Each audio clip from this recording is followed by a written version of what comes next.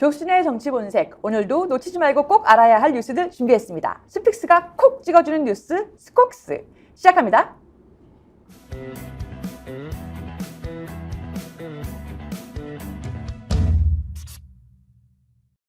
네, 김성환 시사평론가, 김민아 시사평론가와 함께합니다. 두 분 어서 오세요. 네, 안녕하세요. 네. 아니 오늘 아침에 뉴스 보니까 네. 오전에 눈 온다고 하더라고요. 근데 아직 멀쩡한데요? 네, 눈 올 뉴스, 지금 눈 올 날씨가 아닌 것 너무 같은데. 푸근해가지고 비가 그렇죠. 올 것 같은 날씨인데 눈이 온다 그래가지고. 그렇죠. 기상청이 요즘에 좀 잘 맞나 했는데 또 안 맞을 것 같아요 오늘. 글쎄요, 기상청에 대해서 신경을 안 쓰고 있어가지고 네. 뭐 눈이 오든 말든 뭐 비가 오든 말든 뭐 어차피 뭐 집에 있는 시간이 뭐 태반인데 뭐 어떻게 하겠습니까 제가. 네. 지금 여기 빵 터졌는데요. 김민아 평론가님 너무 웃기시다고 네. 댓글에서 민아는 사랑이다 막 이러시던데요. 좀 진지합니다 지금. 안타까운 마음으로 말씀드렸는데 제가 집에 있다는 거에 대해서 네. 좀 더 밖으로 많이 돌아다니게 좀 해줘요. 그러려면 일을 일을 아닙니다. 네. 그러니까 다른데 방송사 좀 연락 좀 많이 좀 해줘요. 김이나 평론가 저렇게 집에 있지 말게. 불러줘요. 많은 방송국에 연락을 기다리고 있습니다. 알겠습니다. 자, 오늘 아침 뉴스는요, 중대재해법을 바라보는 각기 다른 시선을 한번 비교를 해보려고 합니다. 그렇죠? 네. 중대재해처벌법 여야 협상이 결렬됐는데요. 이 사실을 가지고 일면에서 정말 다른 시선들을 보여주고 있어요. 네. 일단 중대재해처벌법에 대해서 간단하게 설명드리고 각 신문이 일면에서 어떻게 이 관련 기사를 다뤘는지 각 신문 일면들을 보여드리면서 제가 설명을 좀 드렸으면 좋겠는데요. 네. 일단 많은 분들이 아시겠지만 중대재해처벌법은 1명 이상이 사망하거나 부상 질병자가 10명 이상 생기는 중대재해가 발생할 때 사업주나 경영 책임자에게 1년 이상의 징역 혹은 10억 원 이하의 벌금에 처할 수 있도록 하는 내용을 담고 있습니다. 예. 2년 전이죠. 2022년 1월부터 시행에 들어갔고요. 당시 시행할 때 50인 미만 사업자의 경우에, 그러니까 5인 이상이죠. 그 사업장들은 아직 준비가 안 돼 있으니까 2년 법 시행을 유예하자 이렇게 했는데 그 시기가 도래한 거죠.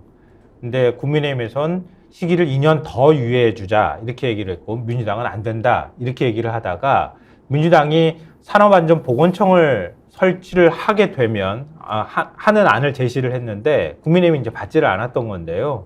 최근에 이제 뭐 중소자영업자들이나 사업자들이 국회에 가가지고 시위를 한 적이 있었잖아요.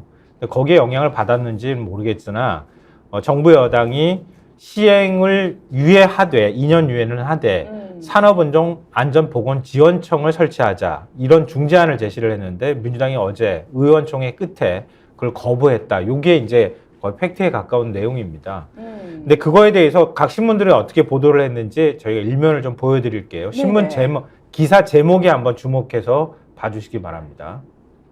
조선일보네요. 예, 중대재해법 유예 끝내 걷어찬 야당. 아, 걷어찼다. 예, 이렇게 해놨죠. 예, 다음 신문요.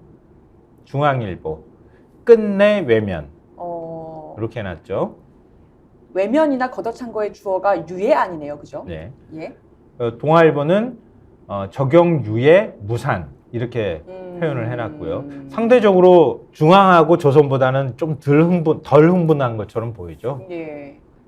그 다음에 한국일보 중대재해법 유예 또 무산됐다. 그러니까 유예가 마치 원래 답이었는데 예, 무산된 것처럼 이렇게 표현해놨고요. 그러네요. 네. 그 다음에 경향신문 중대재해처벌법 유예 협상 결렬.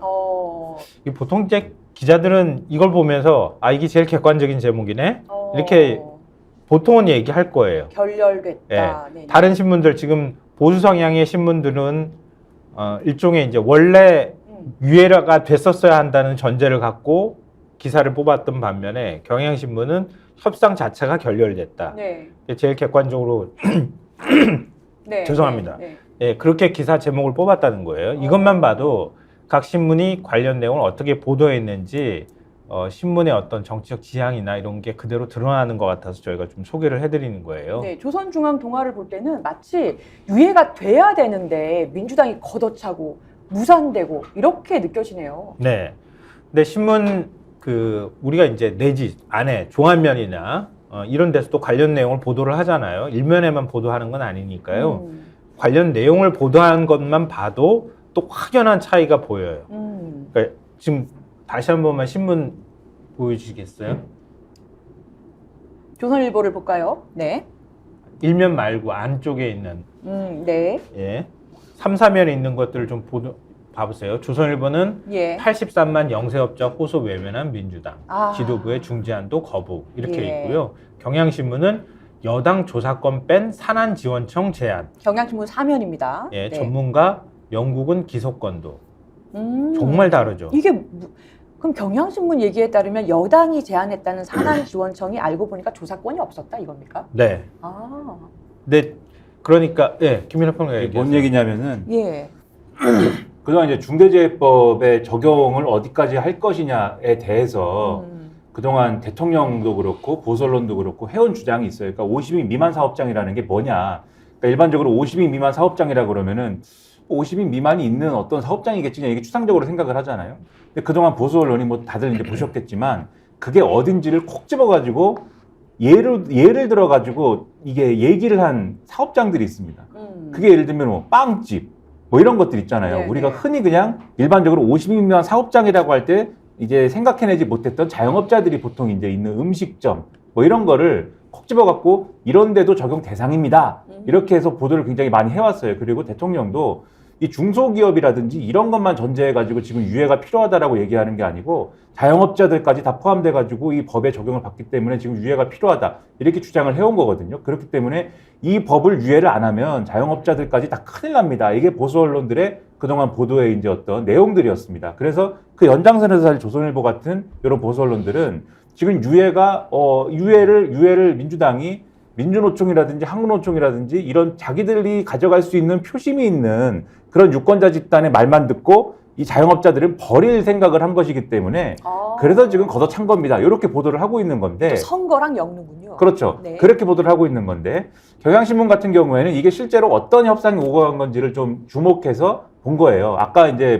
평론가님이 말씀하셨듯이 중간에 이제 민주당이 이 유예를 하려면 그러면 유예를 추가를 하려면 이미 3년을 적용을 안 한 건데 예. 그동안 3년 적용 안 할 동안 정부는 그러면 이것을 제대로 할 수 있도록 뭔가 이제 이 50인 미만 사업장에 대해서 도움을 주고 준비를 했어야 되지 않습니까? 이미 그거를 게을리한 것부터가 문제지만 이게 뭐가 문제인지는 뭐 좀 이따 얘기할 기회가 있을지 모르겠습니다만 예. 어쨌든 그럼에도 불구하고 유예를 하려면 이 산업안전지원청을 신설을 한다든지 이런 뭐가 있어야 그러면 유예를 할 거 아니냐 이런 얘기를 해서 여당 입장에서는 그걸 거부하고 있다가 지금 대통령실하고 소통을 해서 대통령실이 그럼 오케이 그러면 산업안전지원청을 우리가 2년을 유예해주면 2년 후에 설치를 해주겠다. 그런데 이 산업안전지원청이 갖는 권한 중에 예. 감독 조사 기능은 빼고 그냥 지원 기능만 넣는 걸로 해서 그래서 이름도 산업안전보건지원청으로 한다. 이렇게 해서 다시 제안을 한 거예요. 그럼 그런데 조사권이 없으면 사건이 발생했을 때 뭐 어떤 사업주가 무서워하겠나요? 그렇죠. 그래서 경향신문이 이 부분에 대해서 추가로 기사를 잘 보면은 우리 이제 지금 제목만 본 거지 않습니까? 예. 기사를 잘 보면은 영국이나 미국이나 이런 나라에 사실 유사한 이런 청이 있는데 산업안전보건청이나 이런 게 있는데 다 여기에는 감독 조사 기능이 부여가 돼 있다. 그래서 해외의 사례를 봐도 이게 맞지 않고 특히 영국의 경우에는 아예 기소권도 가지고 있다. 근데 이 정권에서는 영장 청구권이라든지 기소권이라든지 이런 걸 다른 데가 가지면 큰일 나는 줄 알고 막 부들부들 떠니까 이제 큰일 날 기사예요. 이거는 큰일 납니다. 이렇게 쓰면은. 근데 아무튼 간에 영국의 경우는 그렇다라고 돼 있고 그다음에 이게 실제로 없을 때 어떤 문제가 발생하느냐에 대해서도 전문가들의 의견을 코멘트를 달아놨는데 예를 들면은 칼은 칼집에 있을 때 무섭다라는 말처럼 효율적으로 수사를 할 수 있을 때 이제 효율성이 생기는 거다. 이런 코멘트가 있는 것이고 그다음에 지금 단속 조사 업무가 없다고 할 때 그러니까 예방 지원만 한다고 전제할 때는 그런 걸 하는 기구는 지금도 산업안전보건공단이 있다. 그러니까 지금 그게 있는 상황에서 산업안전보건지원청을 또 만드는 게 무슨 의미가 있냐 이런 지적도 있는 거거든요. 그러니까 이런 논의들을 민주당 의원총회에서 다 논의를 해봤을 때 이 합의는 받아들이기가 어렵다라는 결론을 내렸다라는 걸 얘기하고 있는 거여서 단지 유권자 집단 민주노총하고 한국노총하고 얘기를 해봐서 지지를 안 해줄 것 같으니까 걷어찼다라는 보수 언론의 보도가 맞는 거냐에 대해서 따져볼 필요가 있다 이렇게 봐야 되는 거죠. 제가 조금만 더 그러네요. 설명을 해드리면 네. 좋을 것 같은데요. 이거는 사람들이 민주당이 굉장히 비정하구나. 왜냐하면 지금 윤재욱 원내대표가 이렇게 얘기했어요. 민주당의 비정함과 몰인정함에 대해 국민이 반드시 심판할 것이다. 이렇게 얘기를 했거든요. 그러면 어제. 자영업자의 고통에 대해서 민주당이 몰인정하다. 외면하고 있다. 예, 그 윤석열 대통령은 또 이렇게 얘기를 했어요. 민주당이 거부한 것은 결국 민생보다 정략적으로 지지층 표심을 선택한 것 아니냐. 끝내 민생을 외면했다. 이렇게 얘기를 했다는 거잖아요. 근데 지금 아까 보수신문만 보신 분들은, 읽으신 분들은 이게 본질이 뭐야? 헷갈리셨을 거예요. 근데 김민하 평론가가 지금 얘기한 것의 요지는 뭐냐면 산업안정보건청이 아니라 보건지원청을 만들겠다고 협상안을 국민의힘에서 제시한 거예요. 산업안정보건청을 만들자고 원래 민주당은 얘기했었는데 그건 지원청이라고 왜 굳이 이름을 지원이라고 이름 달았을까? 그만큼 기능과 역할을 약화시키는, 축소시키는 안을 제안한 거예요. 거기에 조사감독 기능을 빼버린 거예요. 이거는 기존의 산업안전보건공단 기능하고 거의 유사하기 때문에 일종의 말하자면 민주당에서 받아들일 땐 이거 보건지원청이라고 만들겠다고 했다가 유명무실한 기구가 되거나 나중에 유예하고 난 다음에 설치 안 할 가능성이 매우 높다 이렇게 판단한 거예요. 그러니까 그걸 협상안으로 그런 방식으로 제안을 했기 때문에 민주당에서 이거 가지고는 안 된다. 차라리 원래 원칙인 국민의 생명과 안전을 지키는 정당, 우린 그걸 지키는 게 더 가치가 중요하니 그거 가치를 지키겠다. 어차피 법 시행은 지난달 27일부터 시작이 된 거거든요. 네. 그러니까 그렇게 결정을 한 거예요. 이게 본질인 거예요, 사실은. 근데 그걸 어느 신문은, 보수신문에서는 지금 경향신문이 보도한 내용을 모르는 게 아니라 수도권의 한 의원은 이렇게 얘기했다고 하면서 코멘트는 싹 넣어놨어. 근데 그런 내용을 안전할 수는 없으니까 전하긴 하되 다른 내용을 다 뭉뚱그려가지고 싹 본질을 흐려놓고 민주당이 끝내 협상안을 거부했다. 민주당 책임이야. 이런 식으로 보도하고 있다는 거예요. 그래서 여러 개 신문을 비교하고 여러 개 기사를 비교하는 게 매우 중요하다는 걸 그리고 보여주는 겁니다. 이 중대재해법 얘기가 사실은 예. 뭐 우리가 이 신문 보는 코너를 시작한 지가 얼마 안 되지 않았습니까? 네. 그 이전부터 사실은 신문에 많이 이제 오고 간 얘기인데 그 얘기를 잠깐만 뭐 해드리면은 이 과연 그러면은 그 이 자영업자들의 눈물을 외면한 비정한 일을 한 것이냐 지금 국민의힘이 얘기하는 대로 과연 그런 거냐 저는 이 신문들의 기사를 보면서 진짜 비정한 건 누구냐 이런 생각이 들었어요. 저는 이게 신문이 이렇게 써도 되냐 저는 이 보수 언론들이 자영업자들의 눈물을 외면했다라고 지금 써도 되는 거냐 상당한 의문인 게 실제로 통계나 이런 걸 보면 50인 미만 사업장의 경우에 중대재해에 해당하는 그러한 일들이 일어날 확률이 일어나고 있는 빈도수가 제조업이 아니면은 굉장히 네. 적습니다. 실제 자영업자들이 운영하는 이런 사업장이 이런 데 굉장히 적고 그리고 이게 적기 때문에 뭐 괜찮다 이런 말씀 드리는 게 아니라 적은데도 불구하고 어떤 사업장에서 중대재해가 예를 들면 빵집이나 뭐 어떤 뭐 가게에서 이런 중대재해가 일어난다고 하면은 그것은 얼마나 잘못된 일을 시키는 이 빵집이에요. 만약에 그렇다고 하면은 그런 빵집은 처벌을 받아야죠. 당연히 그러면. 빵집에서 사망사고나 6개월 이상의 상해를 입는 사람이 2명 이상 발생할 정도면 얼마나 위험하겠느냐. 그렇죠. 그런 데는 처벌을 받아야죠. 당연히. 그러니까 이런 맥락들을 다 없애고 마치 이 법을 적용을 하면은 지금 당장 빵집이 영업을 못하고 망하는 것처럼 지금 얘기를 하고 있는 게 그렇기 때문에 지금 예를 들면 50인 미만의 다른 이제 제조업이나 이런 현장, 위험한 현장에서 일하는 노동자들이 당장 다치고 죽어도 마치 되는 것처럼 이 현실이 유지가 돼도 되는 것처럼 열심히 얘기하는 이게 오히려 비정하고 오히려 정말 말도 안 되는 이런 얘기 아닙니까? 사실 어떻게 이렇게 쓰는 것인지. 뭐 시간이 많지 않으니까요. 예. 마지막으로 요 아이템과 관련해서 이 말씀을 꼭 드리고 싶은데요. 왜 그렇게 국민의힘이 민주당을 비정하다고 공격할까? 그러니까 이천 참사와 관련해서 진상조사를 할 수 있는 특조위 구성과 관련한 법안들을 민주당이 발의했고 결국 국회 본회의 통과했는데 거부권 예. 행사했잖아요. 예. 국민의 입장에서도 굉장히 아마 부담스러웠을 거예요. 그때 민주당이 국민의힘을 공격할 때 참 비정하다 이렇게 얘기를 했거든요. 그 비정이란 단어 자체를 그때 썼군요. 근데 지금 윤재욱 원내대표가 똑같이 얘기하는 거거든요. 그러니까 일종의 물타기를 좀 하고 싶은 욕심, 프레임을 바꾸고 싶은 욕심이 좀 있을 거라고 생각하고요. 지금 보수신문에서는 총선 때문에 지금 강경파에 휘둘리고 있다.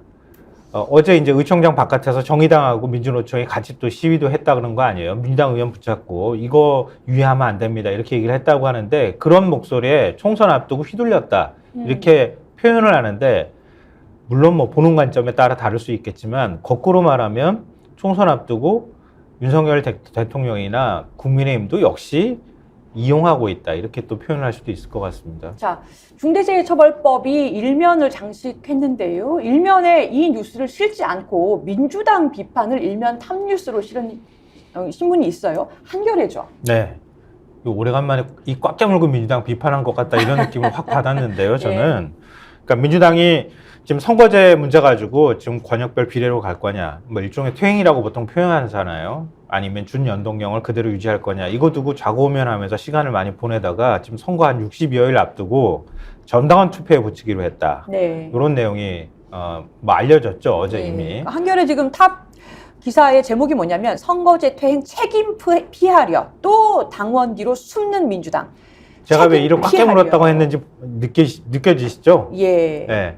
그러니까 민주당을 이번엔 확실하게 비판할 거야라고 하는 의지가 확 드러나잖아요. 그리고 일면에다가 이렇게 왼쪽과 오른쪽에 지면을 꽉 채울 만큼 제목으로 다는 기사를 별로 안 쓰거든요. 보통의 경우에는 이렇게 나눈단 말이에요. 단을. 약간 랩처럼 보이기도 해요. 그러니까 여기에 옛날식으로 따지면 옛날 흑백 신문으로 시대로 가면 이렇게 검은색으로 이렇게 그 씌우기만 하면 거의 뭐 김일성 사망 수준의 기사가 되는 거예요. 아, 연세가 나오네요. 1994년에 있었던 일인데.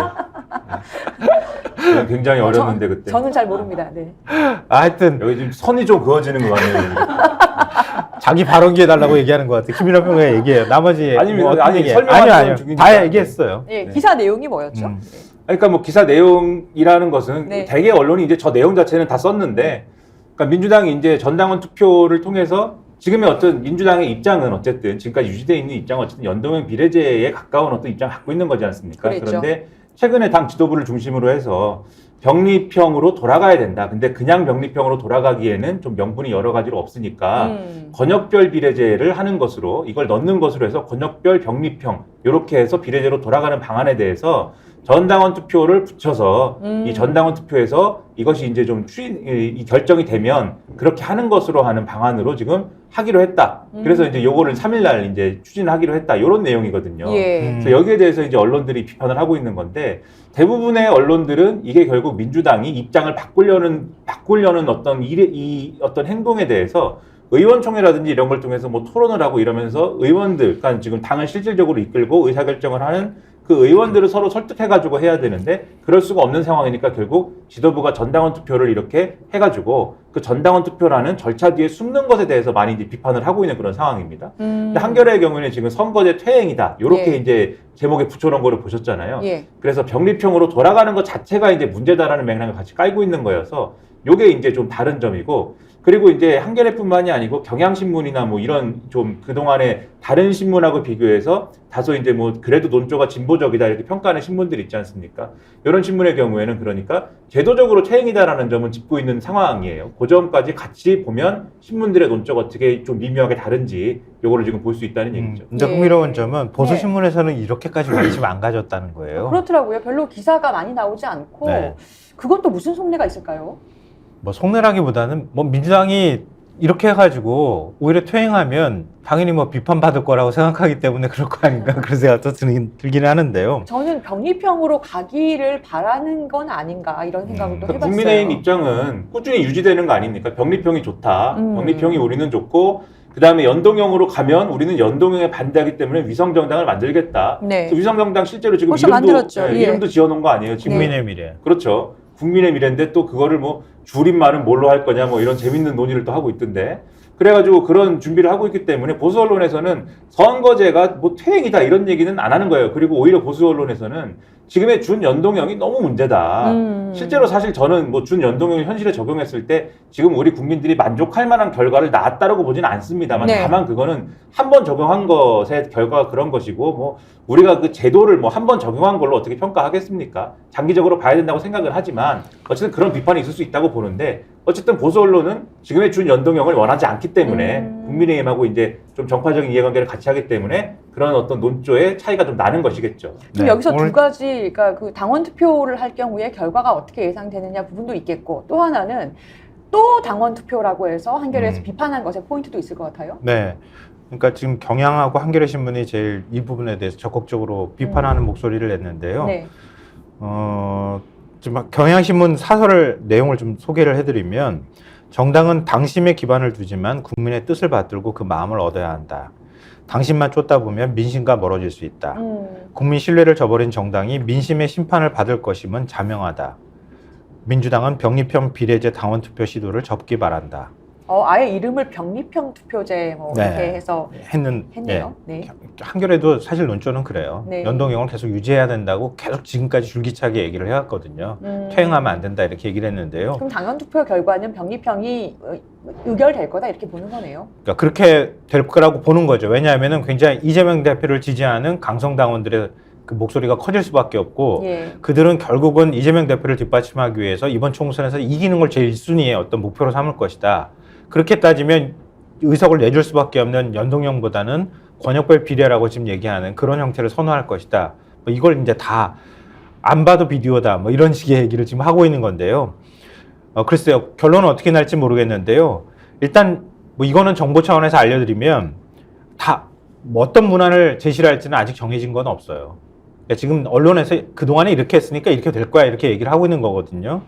그러니까 2일 최고위에서 그러니까 오늘이죠. 네. 투표 문항과 시기를 언제 투표를 붙일지 시기를 정한 뒤에 이르면 주말 깨인 내일이나 모레 자동응답 전화와 인터넷으로 찬반 투표를 벌일 것 같다. 이게 언론이 보도한 내용이에요. 거기에 어떤 문구가 들어갈지는 모르겠는데 그러니까 저는 개인적으로 전당원 투표에 붙이는 것 자체를 잘못됐다고 말하면 안 된다라는 쪽이에요. 왜냐하면 당이잖아요. 당원들의 결사체예요. 네. 그러면 당에서 어떤 중대한 결정을 내릴 때 당원들한테 표를 당원들한테 어떻게 생각하십니까? 라고 전당원 투표에 붙이는 행위를 무책임하다라고 얘기하면 그러면 당원들한테 뭘 물어볼 거예요? 이건 형식적인 측면에서는 뭐라고 할 수가 없다고 저는 생각하거든요. 다만 당원들이 올바른 선택을 내릴 수 있도록 충분한 정보를 주고 지도부가 거기에 대한 메시지를 줄 것이냐 말 것이냐에 관한 문제라고 봐요. 그러니까 지도부가 은연중에 다 막 분위기 잡아놓고 난 다음에 당원들 자 투표해 주시죠 이렇게 하지 말라는 거예요. 지는 싸움을 할 수는 없지 않느냐라든가. 그러니까 이재명 대표가 얘기하는 네. 그런 방식인 것처럼 그렇게 몰아가지는 마라. 그런 게 하나가 있고요. 또 하나는 민주당이 전당원 투표에서 잘못된 선택이라고 비판받았던 적이 여러 차례 있잖아요. 서울 부산시장 재보궐선거 때도 후보 낼 때도 그랬고 예. 그 전에 위성정당 만들 때도 그랬잖아요. 당원들이 만약에 정말 이렇게까지 전당원 투표를 붙이는 행위에 대해서 이거는 우리가 결정하는 거야 라고 진짜 민주당에 대한 애정이 있다면 이번엔 정말 심사숙고해서 선택하시라 라고 말씀드리고 싶어요. 저는 당원 투표에 대해서는 예. 김성환 평론가님 의견에 동의하거든요. 그러니까 당원이 있는 정당이면 결국은 어떤 결정을 내릴 때 그게 당원 투표를 통해서 결정하는 것 자체가 문제가 될 수는 없는 거예요. 당원 투표 할 수 있는데 네. 저는 근데 당원 투표에 대해서 그래서 뭐 공격하거나 이런 것에 대해서는 이건 좀 어떤 이 당의 운영이라든가 의사결정에 대한 좀 오해가 있는 것이거나 아니면 공산당 같잖아. 그렇게 비판하면. 그러니까 이 오해가 있는 것이거나 아니면 네. 어떤 의도가 있는 뭐 어떤 비판이다라고 보는데 핵심은 당원 투표가 아니라 지금 이제 지금까지 입장을 바꾸려고 하는 것에 대해서 어떻게 판단할 거냐 이게 핵심이라고 저는 보거든요. 그래서 두 가지 점에 대해서는 민주당이 설명을 해야 된다 국민들에게. 지금 이제 어떤 점이요? 평론가님은 네. 당원에 대한 어떤 말씀을 하셨다면 저는 국민들에게 설명해야 될 지점이 네. 있다라고 생각을 합니다. 첫 번째는 민주당이 근 한 20년 동안 네. 병립형 비례제가 좋다고 한 적이 없어요. 연동형 비례제가 좋다고 했어요.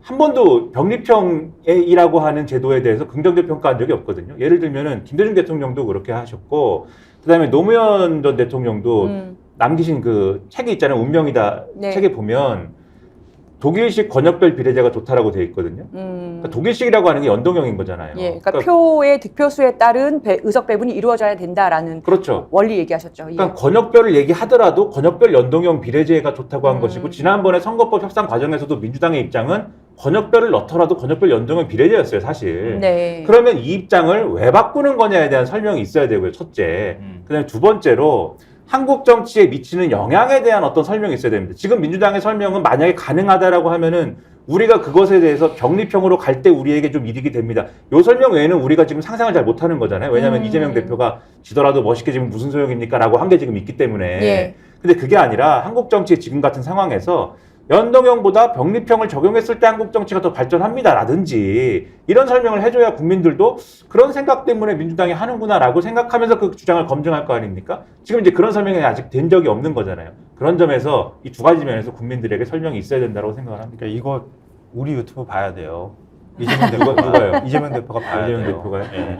이제 바꾸려면은 바꿀 명분과 왜 우리가 입장을 바꾸는지 그거에 대한 국민 설명을 해줄 필요가 있고요. 선거제에 대해서도 우리가 어떤 선택을 하든 그거에 따르는 책임을 지겠다고 하는 것도 의사표명도 해줘야 돼요. 그거 없이 하게 되면 국민들은 진짜 분노할 수도 있거든요. 그러니까 그리고 이렇게 선거 할 거면 진작 결정했어야 되는 거야, 사실은. 근데 선거 앞둔 상황에서 이렇게 막 계속 촉박하게 선택하는 것처럼 해버리면 그 선택에 대한 역풍이 훨씬 커질 수 있거든요. 그럼 민주당 지도부하고 당원들이 현명하게 저는 선택해야 된다고 생각해요. 자, 이재명 대표 이 네. 유튜브 보시면 주변에 구독, 좋아요, 알림 설정 아, 추천해 주시고 조태꿀 부탁드립니다. 자, 한겨레 기사로 가볼게요. 그 손중성 검사의 실형 관련해서 고발 사주 하루 전에 수상한 카톡방 검사 3명의 수상한 카톡방 보도가 나왔습니다. 그러니까 손중성 검사장이 재판을 받았지 않습니까? 그런데 재판 과정에서 나왔던 증거에 대해서 보도가 됐죠. 어떤 내용인가요? 사실 이게 뭐 한겨레가 오늘 처음 보도한 내용은 아니고 기존에 계속 이제 보도가 되는 내용인데 어제 이제 고발 사주와 관련돼서 이제 유죄를 받은 거에 대해서 추가로 계속 보도를 하면서 윗선에 대해서 뭔가 수사가 이루어져야 된다라는 취지의 그런 취지의 보도를 이제 오늘도 하고 있는 겁니다. 그래서 한겨레라든지 경향신문이라든지 이런 신문들이 하고 있는 건데 가령 한겨레 말씀하신 이제 보도 내용 중에 한겨레 기사를 보면은 다시 한번 확인드리면 이런 내용들이 공판 과정이나 이런 데서 드러나고 있다는 거예요. 가령 이 뭐 공판 과정에서 이제 언급된 내용 중에 네. 윤석열 검찰총장 징계 결정문이라든가 또 공수처의 불기소 통지서라든가 이런 데 나오는 내용들을 보면은 지금 이제 한동훈 당시 검사, 그다음에 손준성 검사, 권순정 검사, 당시 이제 권순정 검사는 대검찰청 대변인이었고 한동훈 검사는 부산지청 검사였고 한동 그런 상황 아닙니까? 손준성 검사는 이제 당시에 뭡니까 수정관실에 있었고 네. 그 사람들이 카톡 단체 대화방을 만들어 가지고 이 대화를 했는데 기억을 해보시면은 채널A 관련 보도가 나왔던 게 2020년 3월 31일이거든요. 그리고 이 고발장이라는 걸 이 사람들이 만들어 가지고 미래통합당에 전달을 한 게 4월 3일입니다. 3월 31일부터 4월 3일 사이에 있었던 요 대화방의 운영이 있었는데 3월 31일 날 이 사이에 대화가 어느 정도 이루어졌냐면 93번 이루어졌고 4월 1일 날 66번, 4월 2일 날 고발장 내기 전날 네. 138번을 대화를 나눴다라는 거예요. 그 다음에 그리고 이 고발 사주 관련 자료로 추정되는 사진 60장을 한동훈 검사가 당시에 네. 60장 이미지를 이 채팅방에다가 4월 2일 날 올렸다. 이 60장은 뭘까?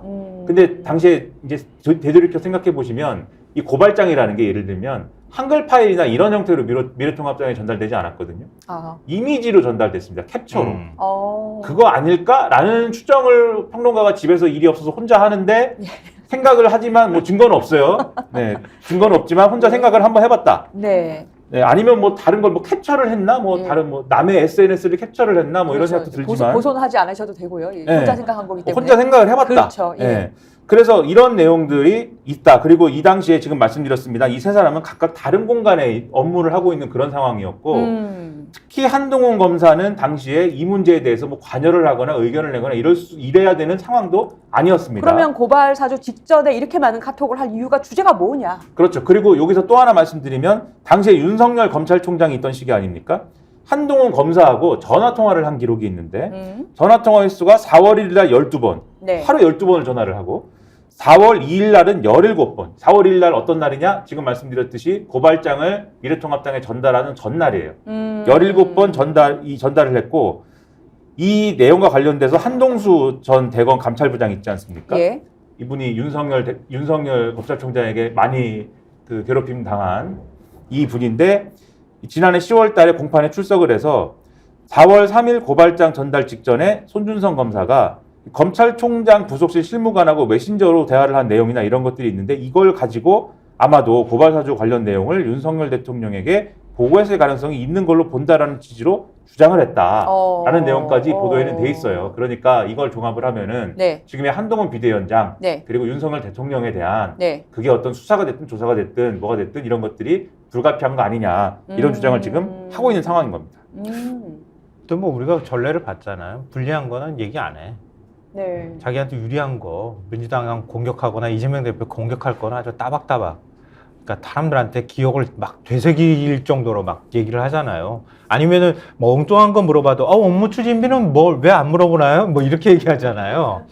그러니까 얘기 안 할 가능성이 매우 높지. 그냥 뭉치고 넘어가는 거죠. 그리고 손준성 검사를 검사장으로 승진시킨 당사자가 한동훈 법무부 그렇죠. 장관이었어요. 아니 뭘 대단한 일을 했다고 검사장으로 승진시키겠어. 검찰에 꽂히라 그러는 자리를. 그리고 피의자 신분이었잖아요. 예, 그때. 맞아요. 예. 근데 그런 사람을 다른 사람도 피의자 신분이 됐다고 해가지고 피의자 신분인 사람이 검찰에서 어떤 직을 유지하면 안 된다고 그렇게 주장했던 당사자가 검사장으로 손준성을 승진시켰다? 그걸로 다 그냥 끝나는 거 아니에요? 오히려 상을 줬죠.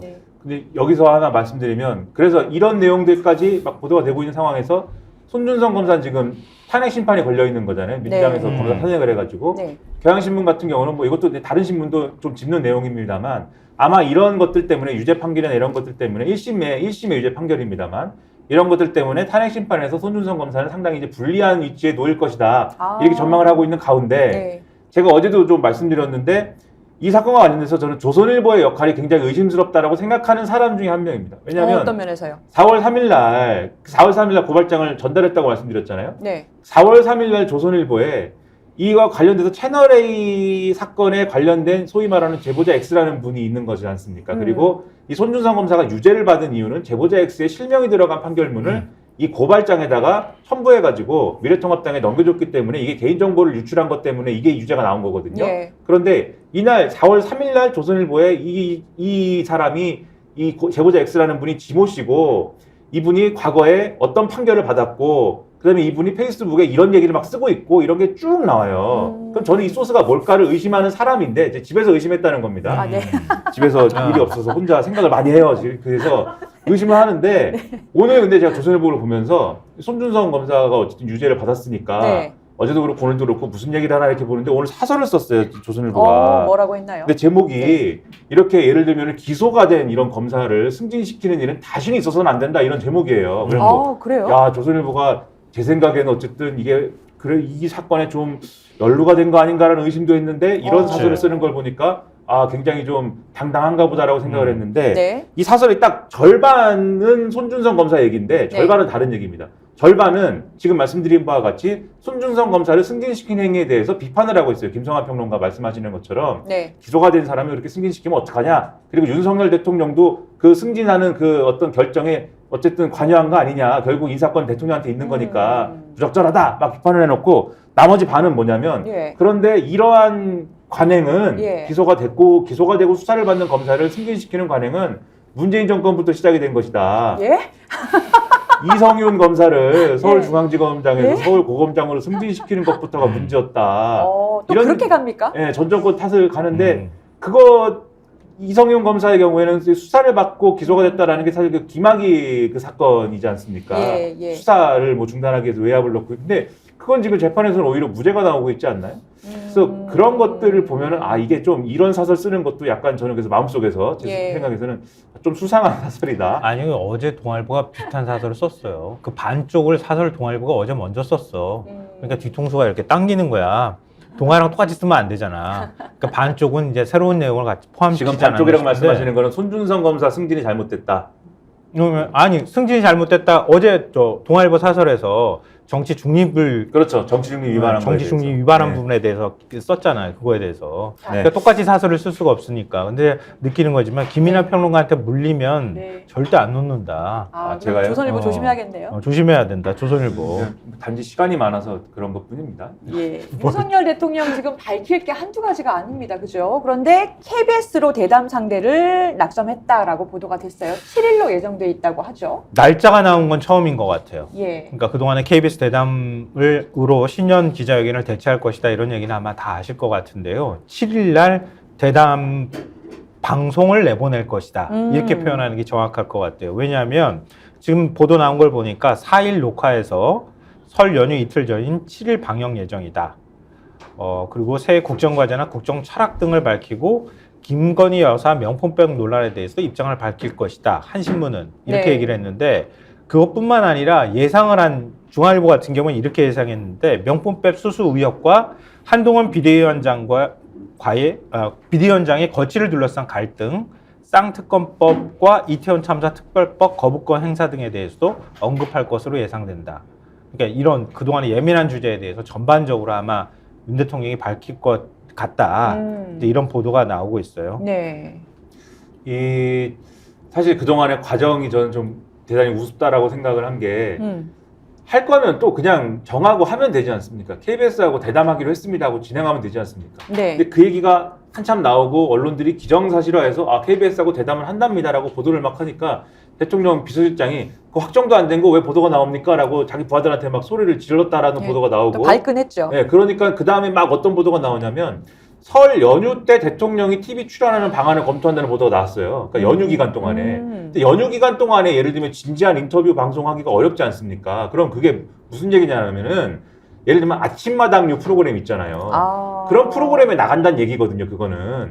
그래서 야, 이것도 재밌는 얘기다라고 저는 생각을 했는데 결국 어쨌든 그러한 갑론을박 끝에 결정 못하다가 결국은 결정을 그래도 굉장히 어렵게 한 게 지금 4일날 녹화하고 7일날 방송한다. 설 연휴 직전에 이 얘기인데 지금 그러면 누구랑 하는 거냐면 지금 KBS 9시 뉴스 진행하는 박장범 기자입니까? 박장범 앵커가 지금 진행을 한다는 거거든요. 근데 이분이 네. 최근에 KBS 9시 뉴스를 보셨는지 모르겠습니다.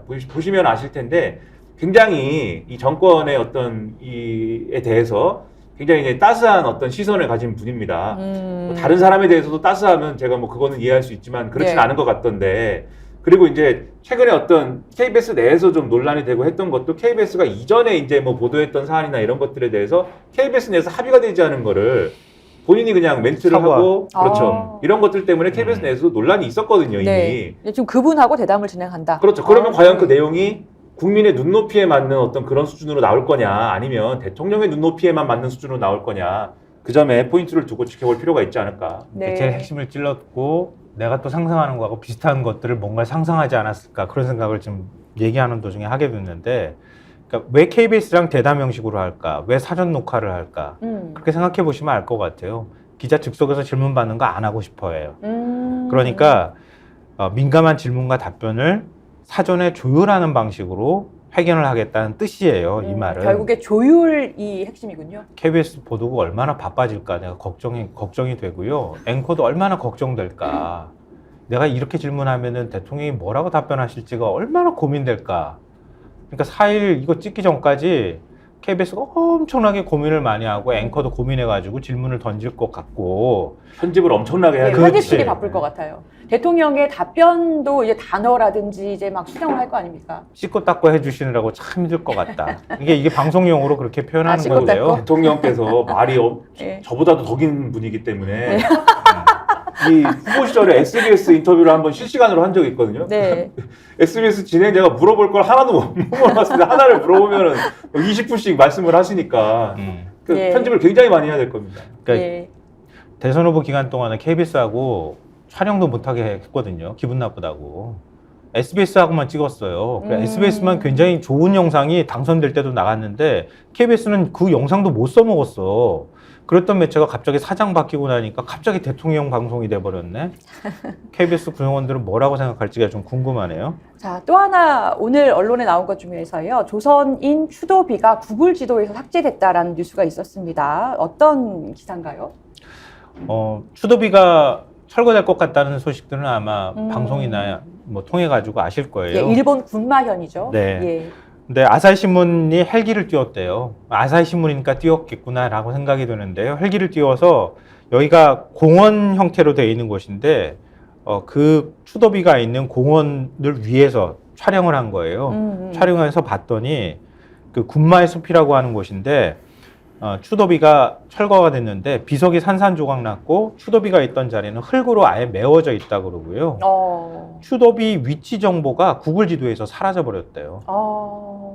어쩜 이렇게 신속하게 움직였을까 하는 생각이 좀 드는데요. 강제 철거를 한 이유가 설치 조건인 정치적인 그 언급을 하지 않는다라는 것을 위반하고 추모하던 분이 강제 연행이라는 단어를 추도식에서 썼다라는 이유죠. 그게 군마현이라는 데인데 거기가 이제 일본에서도 뭐 시골로 많이 유명한 데입니다. 시골인데 네. 거기에 어떤 단체들하고 해서 이 강제연행이라든가 이런 것들을 기리기 위해서 기억하기 위해서 추도비를 만들어 놓은 거예요. 그랬는데 그때까지는 문제가 없었는데 극우 단체라든지 이런 데서 지금 말씀하신 강제연행이라든지 이런 표현이 있기 때문에 이게 문제다라는 주장을 막 하기 시작한 겁니다. 군마현에 이런 게 있으면 안 된다. 그래서 그 지역에 있는 이게 군마현에서 이거는 그러면 철거해야겠다. 왜냐하면 그게 한번 설치할 때 허가를 일정 기간을 내주게 돼 있거든요. 아, 그래서 그래요? 일정 기간에 네. 도과해서 이것은 이제 이 설치 기간이 끝났기 때문에 철거하겠습니다. 이렇게 주장을 했는데 거기에 대해서 시민단체가 안 됩니다라고 해서 이건 소송을 냈어요. 근데 일본 최고재판소에서 이거는 지자체가 하는 뭐 철거할 권한이 있는 것으로 결론을 냈기 때문에 그럼 지자체가 그럼 우리는 철거를 그냥 하겠습니다. 대신에 이 추도비에 붙어 있는 이 금속 말 써 있는 요 금속 판은 당신들에게 돌려줄 테니까 네. 추도비 자체는 없앱니다. 라고 한 거에 대해서 이 일본 사람들하고 이 시민단체들은 다 반발을 계속 하고 있거든요. 그럼에도 불구하고 그냥 없애버린 건데 저는 여기서 드리고 싶은 말씀은 윤석열 대통령이 분명히 물잔의 반은 일본이 채운다고 한 거잖아요. 네. 안 채우지도 않고 군마현이 제가 말씀드렸듯이 거기가 뭐 일본의 어떤 중심지거나 뭐 그런 데도 아닌데도 그런 추도비조차도 이렇게 우리의 어떤 감정선을 건드리는 이런 일을 거리낌 없이 또 하는 거 아닙니까? 극우단체의 목소리만 듣고 우리가 일본과의 관계 개선을 막 이렇게 추진하면 그런 것들을 좀 존중해줘야 되는데 그런 기미도 전혀 없지 않습니까? 그게 과연 지금 윤석열 정권이 한 게 문제 해결을 위한 방식이 맞았는지에 대해서 다시 한번 돌아봐야 될 필요가 있는 그런 사례가 아니냐 이런 말씀 드리는 겁니다. 얻은 게 없다는 생각이 막 드네요. 근데 구글 지도에서 없어진 거는 왜 그런 겁니까? 이게 더 화가 나요. 그렇게 굉장히 네. 빨리 구글이 원래 그렇게 빨리 움직이나? 요청을 아마 했겠죠. 그렇겠어요? 없었으니까 없애달라 아. 이런 것들을. 근데 거기에 아까 얘기한 것처럼 금속판하고 금속 비문이 있었어요. 네. 이게 콘크리트로 되어 있는 구조물이었는데요. 그러니까 그 일종의 뭐라고 해야 되죠? 부조 형태로 이렇게 되어 있는 건데 거기에 이제 금속판이 붙어 있는 거예요. 그게 제일 중요한 부분이거든요. 근데 금속판에는 기억, 반성, 그리고 우호 이렇게 적혀 있었다고 하고요. 그다음에 금속재 비문에는 조선인에게 큰 손해와 고통을 준 역사의 사실을 깊이 반성, 다시는 잘못을 반성하지 않겠다는 결의를 표명한다. 이런 내용이 적혀 있었다고 해요. 예. 근데 기억, 반성, 그리고 그 다음이 우호잖아요. 윤석열 대통령은 우호는 할 줄 아는데 기억, 반성을 하도록 하는 거는 못하는 거 아닌가 싶네요. 네. 자, 짧은 뉴스 하나 더 다룰게요. 합정역 1번 출구에 독수리 사진이 붙었다고 그래요? 이게 무슨 얘기입니까? 거기 이제 예. 비둘기들이 많이 드나들어서 네. 비둘기가 혹시 독수리 사진을 보면은 겁을 먹을까 해서 붙였다고 하는데 근데 딱 지금 눈높이도 사진 비둘기 눈높이에요. 나오고 있어요. 네. 지금 저렇게 정말 붙였다고 합니다. 1번 출구에 보통 비둘기 출입 금지가 아니고 너무 비둘기가 들어오니까 우리 독수리 사진을 붙였다고. 옛날에 그 투명 그거 있잖아요. 그 도로 옆에 방음벽 같은데 거기에 한때 이렇게 독수리 같은 거 없었나? 근데 이제 이 뉴스는 나온 지가 좀 됐는데 오늘 말씀드리는 건 신문에 예. 이 비둘기를 비둘쥐라고 표현하는 기사가 있어서 네, 비둘쥐가 많다. 중앙일보죠. 그러니까 네. 독수리 네. 사진까지 걸게 한 비둘쥐 전쟁. 왜냐하면 이게 서울에서 작년 한 해에 민원이 작년까지 3배가 폭증을 하고 거의 10,000건 가까운 비둘기에 대한 민원이 들어왔다고 합니다. 그러니까 이게 효과가 있긴 있는 거예요? 전문가들의- 독수리 보면 놀래가지고 비둘기가 화살짝 하면서 다른 데 가버리나? 기사를 보면 전문가들의 이전에 나온 기사들을 보면 전문가들의 진단에 의하면 효과는 없다. 비둘기는 저것이 독수리인지 모를 것이다. 이렇게 말씀을 하더라고요. 독수리인지 모른다고 비둘기가? 저 사진을 보고 이제 독수리 사진이라고 인식하지 않을 것이다. 이렇게 얘기를 합니다. 네. 근데 이게 작년에 먹이 주기 금지법 통과된 거 아세요? 그러니까 야생동물 보호에 관한 법률 개정안인데 지자체가 조례를 통해서 특정 기간, 특정 지역에서 먹이를 주면 과태료 부과할 수 있어요. 그 지금 진짜 몰랐어요. 평화의 상징 비둘기에게 이 먹이를 주다가 과태료 받으실 수 있습니다. 이게 맞는 방향인지는 모르겠습니다. 저는 저한테만 먹이를 주기 때문에 뭐. 근데 환경단체들이 거기에 네. 대해서 비판하고 있다 그러네요. 맞습니다. 너무 좀 깊이 생각해야 될 문제를 플랫하게 다룬 것 같기도 해요. 그러니까 비둘기 개체수를 줄인다거나 이러려면 좀 과학적인 방식을 동원하면서 지금 동물학대가 안 되는 어떤 방법을 찾아내고 뭐 이런 거를 가져가야 되는데, 그러니까 갑자기 줄일 수는 없는 거거든요. 장기적으로 줄이는 방식을 찾아내야 되는데 그냥 눈에 보이기 위한 어떤 방식만 찾는 것 같아요. 그게 아쉽습니다. 근데 뭐 스페인은 그거 불임을 유발하는 먹이를 뭐 주고 그런 것도 했다면서요. 그래서 네. 비둘기 개체수를 한 절반 가까이 줄였대요. 이제 그런 방식도 동원해야 되는 거 아니냐 이렇게 또 얘기가 나오는데 왜냐하면 비둘기가 무서운 사람이 많긴 많죠. 비둘기 좋아하세요? 아유, 저도 무서워해요. 그러니까. 너무 달려드니까. 네. 그러니까 지금 지자체에서 어느 정도 고양이나 뭐 이런 거는 그런 사업을 좀 하는 것 같은데 네. 맞아요. 비둘기는 없는 것 같습니다.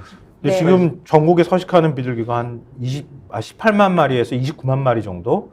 이게 86, 88 올림픽 때 그때 있잖아요. 그렇죠. 그 스타디움에 음. 흰 비둘기 쫙 하고 날아가는 거. 그때 뿌린 비둘기가 이렇게 후손을 낳아서 이만큼 됐다는 거예요. 그러니까 그렇게 해서 그러고 난 다음에 알도 많이 나면 한 10개씩 낳고 막 그런다는데. 약간 동물 애호가하고 변호사가 있으니까 이런 뉴스도 하네요. 네. 그 고양이를 그렇게 뭘 많이 저- 키우신대요. 네. 그렇게 고양이를 많이라니. 많이 키운다고 소문이 있던데 진짜인가요? 아니요, 우리 홍이 하나밖에 없어요. 홍이에요. 네, 한 마리라고 네, 네. 합니다. 자, 뭐지? 오늘 비둘기 소식 그리고 고양이 소식 김성환 평론가님의 고양이 소식 여기까지 해야 될 것 같습니다. 자, 돌아오지 못한 청년 소방관들 나는 소방과 결혼했다. 동아일보 1면입니다. 문경 화재 진압 중에 화재 현장에서 27세 김수강 소방관 그리고 35세 박수훈 소방사 사망했지요. 평소에 SNS 이름에도 119를 사용할 정도였다고 하는데요. 고귀한 희생과 노고를 결코 잊지 않겠습니다. 자, 지금까지 스콕스 김성환 평론가, 김민아 평론가였습니다. 감사합니다. 네.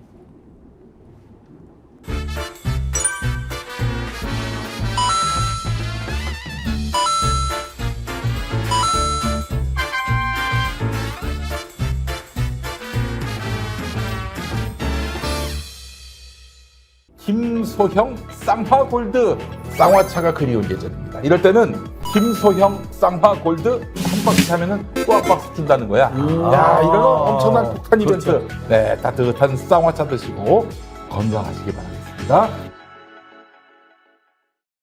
혹시 지인에게 묻지 마식으로 가입하신 건 아닌가요? 보험에도 점검이 필요합니다. 요즘 경기가 어려워서 보험료 내는 것도 부담스럽죠? 건강보험도 자동차 보험도 나에게 맞춤 보장. 믿을 수 있는 보험 전문가들. 믿을 수 있다 더 착한 보험.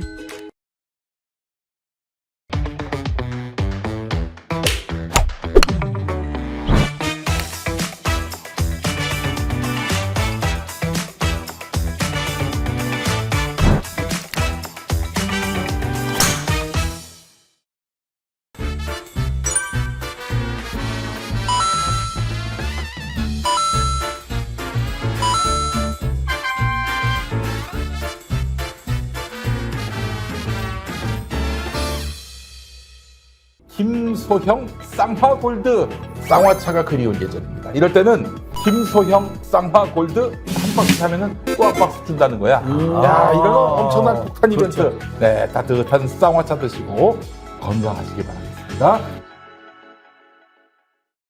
혹시 지인에게 묻지 마식으로 가입하신 건 아닌가요? 보험에도 점검이 필요합니다. 요즘 경기가 어려워서 보험료 내는 것도 부담스럽죠? 건강보험도 자동차 보험도 나에게 맞춤 보장. 믿을 수 있는 보험 전문가들. 믿을 수 있다 더 착한 보험. 매일 정치권에서 쏟아지는 수많은 뉴스의 이면들 대체 왜 그런 것인지 분석하고 전망하고 팩트를 짚어보겠습니다. 정치본색 심층토론 서영주 민주당 상근부대변인 김용남 개혁신당 정책위 의장 신인규 민심동행 창당준비위원장 모셨습니다. 세 분 어서 오세요. 네, 안녕하세요. 네. 네. 너무 바쁘시죠, 세 분 다. 근데 소개 순서를 보니까 의석순이네요. 당연한 여기가 제일 거죠. 많고 그럼 저희 한석 있고 아직 없으시고 정치를 아시고 정치를 아시고 아, 역시 그런 깊은 뜻이. 역시 이게 의석수가 많아야 돼. 아니, 이게 뭐니 힘이 뭐니. 세야지. 아니에요. 그래야 어디 내가 가도 봐서는 대접받아요. 기순으로 한 거예요. 아니에요, 기순으로. 아니에요. 한 번씩 이렇게 신장순으로 한 번갈아 거야. 가면서 하려고. 안 지키는 데가 더 큰 것 같아요. 아, 그래요? 아닙니다. 아니, 세 분 중에 요새 누가 제일 바쁘세요? 제가 보니까 아무래도 김용남 김용남 부장이 의원님이 제일 바쁘시죠. 안 나오시는 방송이 없으신 것 같은. 워낙 그러셨고. 예. 아니 방송은 극히 일부인데 사실은 하는 일 중에 네. 방송은 짬짬이 하는 거고요. 아. 저희는 이제 막 창당을 해갖고 바쁘죠 뭐. 안 그래도 바쁜데 네. 제3지대에는 큰 과제가 있잖아요.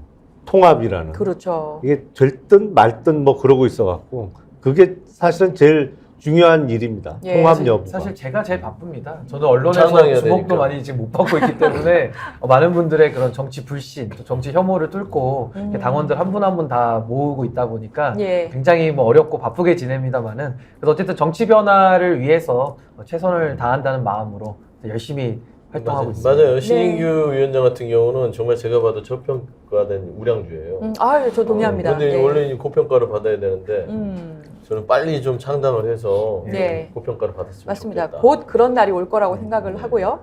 자, 먼저 그 지난해 7월 수해 실종자 수색하다가 순직한 최상병 사건 관련해가지고 두 번째 재판이 어제 열렸습니다. 그래서 박정훈 전 해병대 수사단장이 뭐 항명죄 혐의 받고 있잖아요. 근데 또 JTBC 단독 보도가 있었어요. 그러니까 뭐냐면 김계환 사령관이 어제 증인으로 나왔단 말이에요. 근데 대통령실 개입 의혹이 지금 가장 쟁점 아닙니까?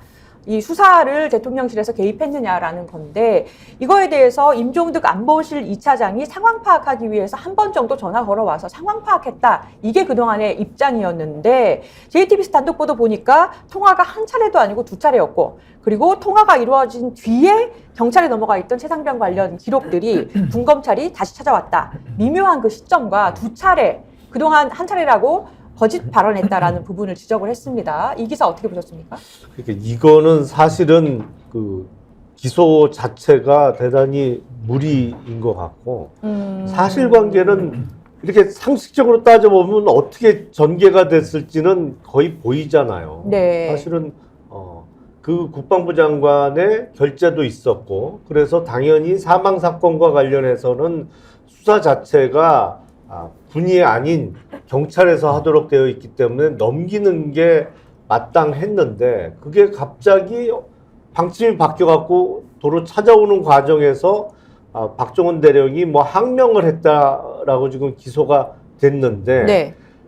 왜 갑자기 그 수사 기록을 경찰에 접수까지 됐던 걸 찾아오게 됐는지는 누구나 짐작할 수 있어요. 근데 그 상식과는 다른 수사 결론이 났고 그거로 지금 재판이 이어지고 있으면서 속속들이 우리가 짐작했을 만한 사실과 관련한 게 발견이 되고 있는 거잖아요. 이거는 나중에 크게 문제가 될 수밖에 없어 보여요. 예, 이 수사와 사실관계의 끝이 어디를 향하는가 이 모든 것들이 점점 진행되면서 뭘 의미하고 있는가 이게 문제인 것 같습니다. 네. 그러니까 이거는 끝을 향하는 건 용산이죠. 그러니까 이렇게 기형적인 어떤 현상들이 벌어지는 것은 아주 최고 권력자가 개입했다는 것들을 합리적으로 의심할 수밖에 없는 거 아니겠습니까? 네. 그러니까 이런 법적으로 이미 사망 사건과 성범죄 관련 경우에는 법이 바뀌어서 공검찰이 아니라 경찰에서 하는 부분인데 네. 이건 아주 명확하게 정해져 있잖아요, 룰이. 네. 근데 그 룰이 뒤엉켰다는 건 뭐겠어요? 국방부 장관 그 이상의 사람이 무조건 개입했다는 걸 알 수 있는 것이고 지금 현재 박정훈 이 대령에 대해서 기소가 무리하게 이루어진 것도 결국에는 누구겠어요? 결국에는 보이지 않는 가장 큰 권력자가 개입됐다는 거는 다 알고 있는 것이에요. 그러니까 저는 이걸 지금 당장을 피할 수 있어도요. 나중에 3년 뒤는 어떻게 할 겁니까? 이 시간 책임을- 문제다. 그러니 지금 그냥 소나기만 피해가자는 시기예요. 근데 네. 가장 고약한 거는 이 소나기를 피하는 것을 이 사법 체계까지 다 흔들어가면서 예. 그리고 국민들의 어떤 분통까지 다 터뜨려가면서 간다는 거. 저는 이런 부분에 있어서 나중에 뭐 누구라고 지칭하지 않겠지만 저쪽 용산 쪽에서는 예, 지칭하셨는데요. 알았어요. 용산에 누구라고 지칭은 안 했죠. 용산에 용산에 있는 많은 사람들 중에 책임 있는 사람들은 3년 뒤에 어떻게 할 건지 다시 한번 생각해봐라. 그런 말씀 드려요. 자, 신인규 변호사님, 지금 박정훈 단장 측의 변호인은 다음번에는 윤석열 대통령 증인 신청을 안 할 수가 없는 상황이다. 이렇게 얘기했어요.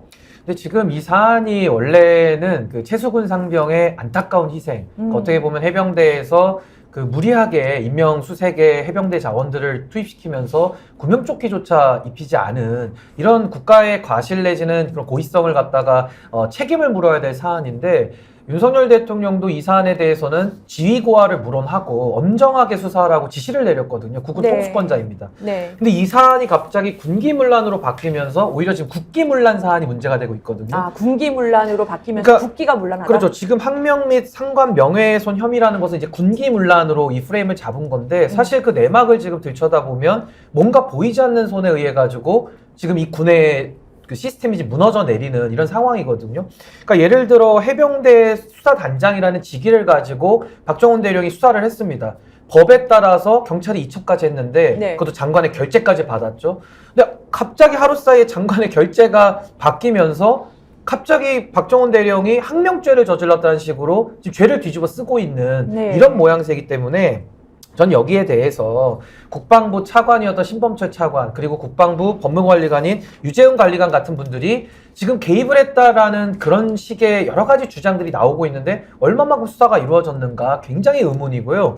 사실 이게 원래대로 따지다 보면은 해병대에서 수사하는 것을 국방부는 그 독립성을 보장을 해줘야죠. 그리고 관련 사항을 취합을 해서 대통령실에 보고를 하는 형태로 가는 것이 자연스러운 수순인데 네. 지금은 법무관리관이 해병대 수사단장에다가 전화도 여러 차례 걸었다는 것이고 또 지금 안보실에서도 또 해병대 사령관에게 전화를 넣었다라는 거 아니겠습니까? 이 자체만으로도 수사 외압의 정황은 충분히 포착되기 때문에 엄정한 수사가 지금도 이루어져야 된다. 저 그런 생각을 갖고 있습니다. 예, 이게 사실 보통 일이 아닙니다. 사실 이거 김건희 여사 건하고는 저는 볼 땐 차원이 다르다.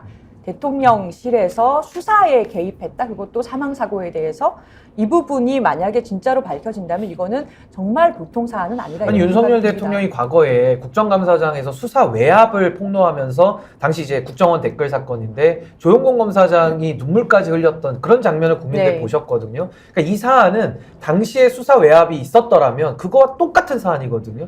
그러니까 여기에 대해서는 그냥 넘어갈 수는 없는 매우 중차대한 사안이다. 저 그렇게 보고 이게 있습니다. 중차대한데 이거 이 윤석열 정부의 기본적인 패턴은요. 오늘만 살자예요. 오늘만 살자. 오늘만 살자. 지금만 네. 넘어가자. 그래서 그 뒤로는 어떻게 되든 말든 간에 억지를 쓰든 말든 간에 어떤 국가의 근간인 여러 가지 시스템을 무너뜨리든 간에 저는 본인과 본인의 주변 사람을 보호하기 위해서는 모든 룰을 깨버려요. 지금 저는 그런 현상 중에 가장 대표적인 사건이 지금 최수근 상병 이 사건입니다. 그래서 네. 이 부분에 대해서는 저는 분명히 경고하지만 윤석열 대통령께서 이번 총선이 끝나고 나면 예. 이 부분 피할 수 없다. 저는 그런 경고를 드리고 싶습니다. 네. 나중에 진상이 밝혀지겠습니다만 아마도 사실대로 조사가 이루어지면 이게 장관 결재까지 났던 게 왜 갑자기 뒤집어지고 찾아오게 됐느냐. 아마도 즉흥적으로 결정됐을 가능성이 높아 보여요. 아, 그렇게 보세요. 예. 왜냐하면 지금 정부의 특징이 모든 게 즉흥적으로 결정이 되는데 최고 권력자의 어떤 말 한마디에 인맥이라든가. 그거를 주위 참모들이 안 됩니다 소리를 못하는 분위기. 그러니까 누군가는 안 되는 건 나가서야 되는데 다들 한마디가 툭 던져지면 그거에 맞춰서 일을 진행하다 보면 여러 가지 무리수가 나오는 그런 상황이 계속 반복되는 것이 아닌가 싶고 그러면 사실은 국가로서의 어떤 시스템이 대단히 흔들리는 것이죠. 네. 그게. 그리고 참고적으로 말씀드리면 박정훈 대령의 모친께서 예. 여기서 이렇게 깨알 홍보를 해도 되는지 모르겠습니다. 괜찮아요. 예, 말씀하십시오. 아, 예. 개혁신당과 이준석 대표의 앞날을 위해서 매일 새벽 기도를 하세요. 아, 그래요? 네, 아. 그래서 그거 새벽 기도 하는 장면이 가끔 사진으로 전달이 됩니다. 저희 예, 쪽에. 아, 정말 깨알한 것이군요. 알겠습니다. 그래서 박정훈 대령을 위해서도 네. 이번에 개혁신당이 잘 돼야 됩니다. 아, 저희 프로에 한번 나와 주십시오. 나오셔서 입장이나 좀 심경에 대해서 말씀을 해주시면 좋을 것 같습니다. 개혁신당 개혁 홍보 잘 들었습니다. 아, 네. 자, 지금 댓글에 안 그래도 개혁신당 화이팅! 뭐 하늘나무님께서 얘기하시고 또 김용남 의원님 언제 나오시나요? 뭐 창당, 민심동행 창당 축하합니다. 뭐 기다립니다. 이렇게 여러 가지 응원 메시지가 있습니다. 자, 윤 대통령 드디어 7일에 KBS하고 단독 대담을 하겠다라고 언론에 나왔습니다. 그러니까 김건희 여사 명품백 관련해서 설명을 하고 그리고 집권 3년차 국정구상을 밝히겠다라고 했거든요. 아마 그 9시 뉴스 앵커분하고 대담을 할 거다 이렇게 지금 보도가 나오고 있어요. 자, 이게 근데 뭐 국민들이 이 속시원해 하시는 부분을 다 물어보려면 기자회견을 해야 그렇죠. 맞을 것 같은데 네. 신년 대담으로 뭐 충분할까요? 어떻게 보세요? 그러니까 요즘에 특이한 패턴이 생겼어요. 약속 대련을 많이 하는 것 같아요. 약속 대련. 네. 네. 보니까 뭐 집권 여당의 비대위원장도 정말 뭐 나중에 이제 결과적으로 보면 약속 대련을 한 결과 꼴이 됐고요. 지금 국민들한테 어떤 이 대통령으로서 입장을 밝히는 것도 KBS, 그다음에 KBS 최근 사장, 박민 사장 문제가 많지 않습니까? 저는 그렇게 개인적으로 생각하고요. 그다음에 많은 앵커들을 다 교체했어요. 네. 그러니까 입맛에 맞는 사람들로 다 교체를 하고, 그러니까 한국 그 공영방송을 완전히 국영방송화했다라는 생각이 들었을 땐 그냥 거의 뭐 편하게 마음대로 무슨 말을 하더라도 될 수 있는 사람을 데려다 놓고 짜고 치는 고스톱에 대담을 한다. 저는 그런 좀 느낌을 지울 수 없어요. 네. 그다음에 두 번째는 뭐 녹화나 뭐 생방이나 이거는 이제 선택 여지는 있지만, 이거는 김건희 여사의 명품백 사건에 대한 어떤 입장인가를 굉장히 국민들이 궁금해하지, 국정 운영에 대해서 별로 궁금해하지 않아요. 말해봤자 다 뭐합니까? 네. 다 사장 누각이고 다 그냥 말로만 하는 건데. 그래서 김건희 여사 명품백 사건에 대해서 대통령 입장을 밝히는데 녹화를 통해서 실수를 최소화하고 아주 편집된 부분만 내보내겠다는 의도가 강하기 때문에 저는 이건 하나만한 면피고요. 저는 이제 개인적인 생각이지만 곧 있으면 독일 국빈 방문 있지 않습니까? 네. 네. 김건희 여사 따라가야 돼요. 그렇지 않습니까?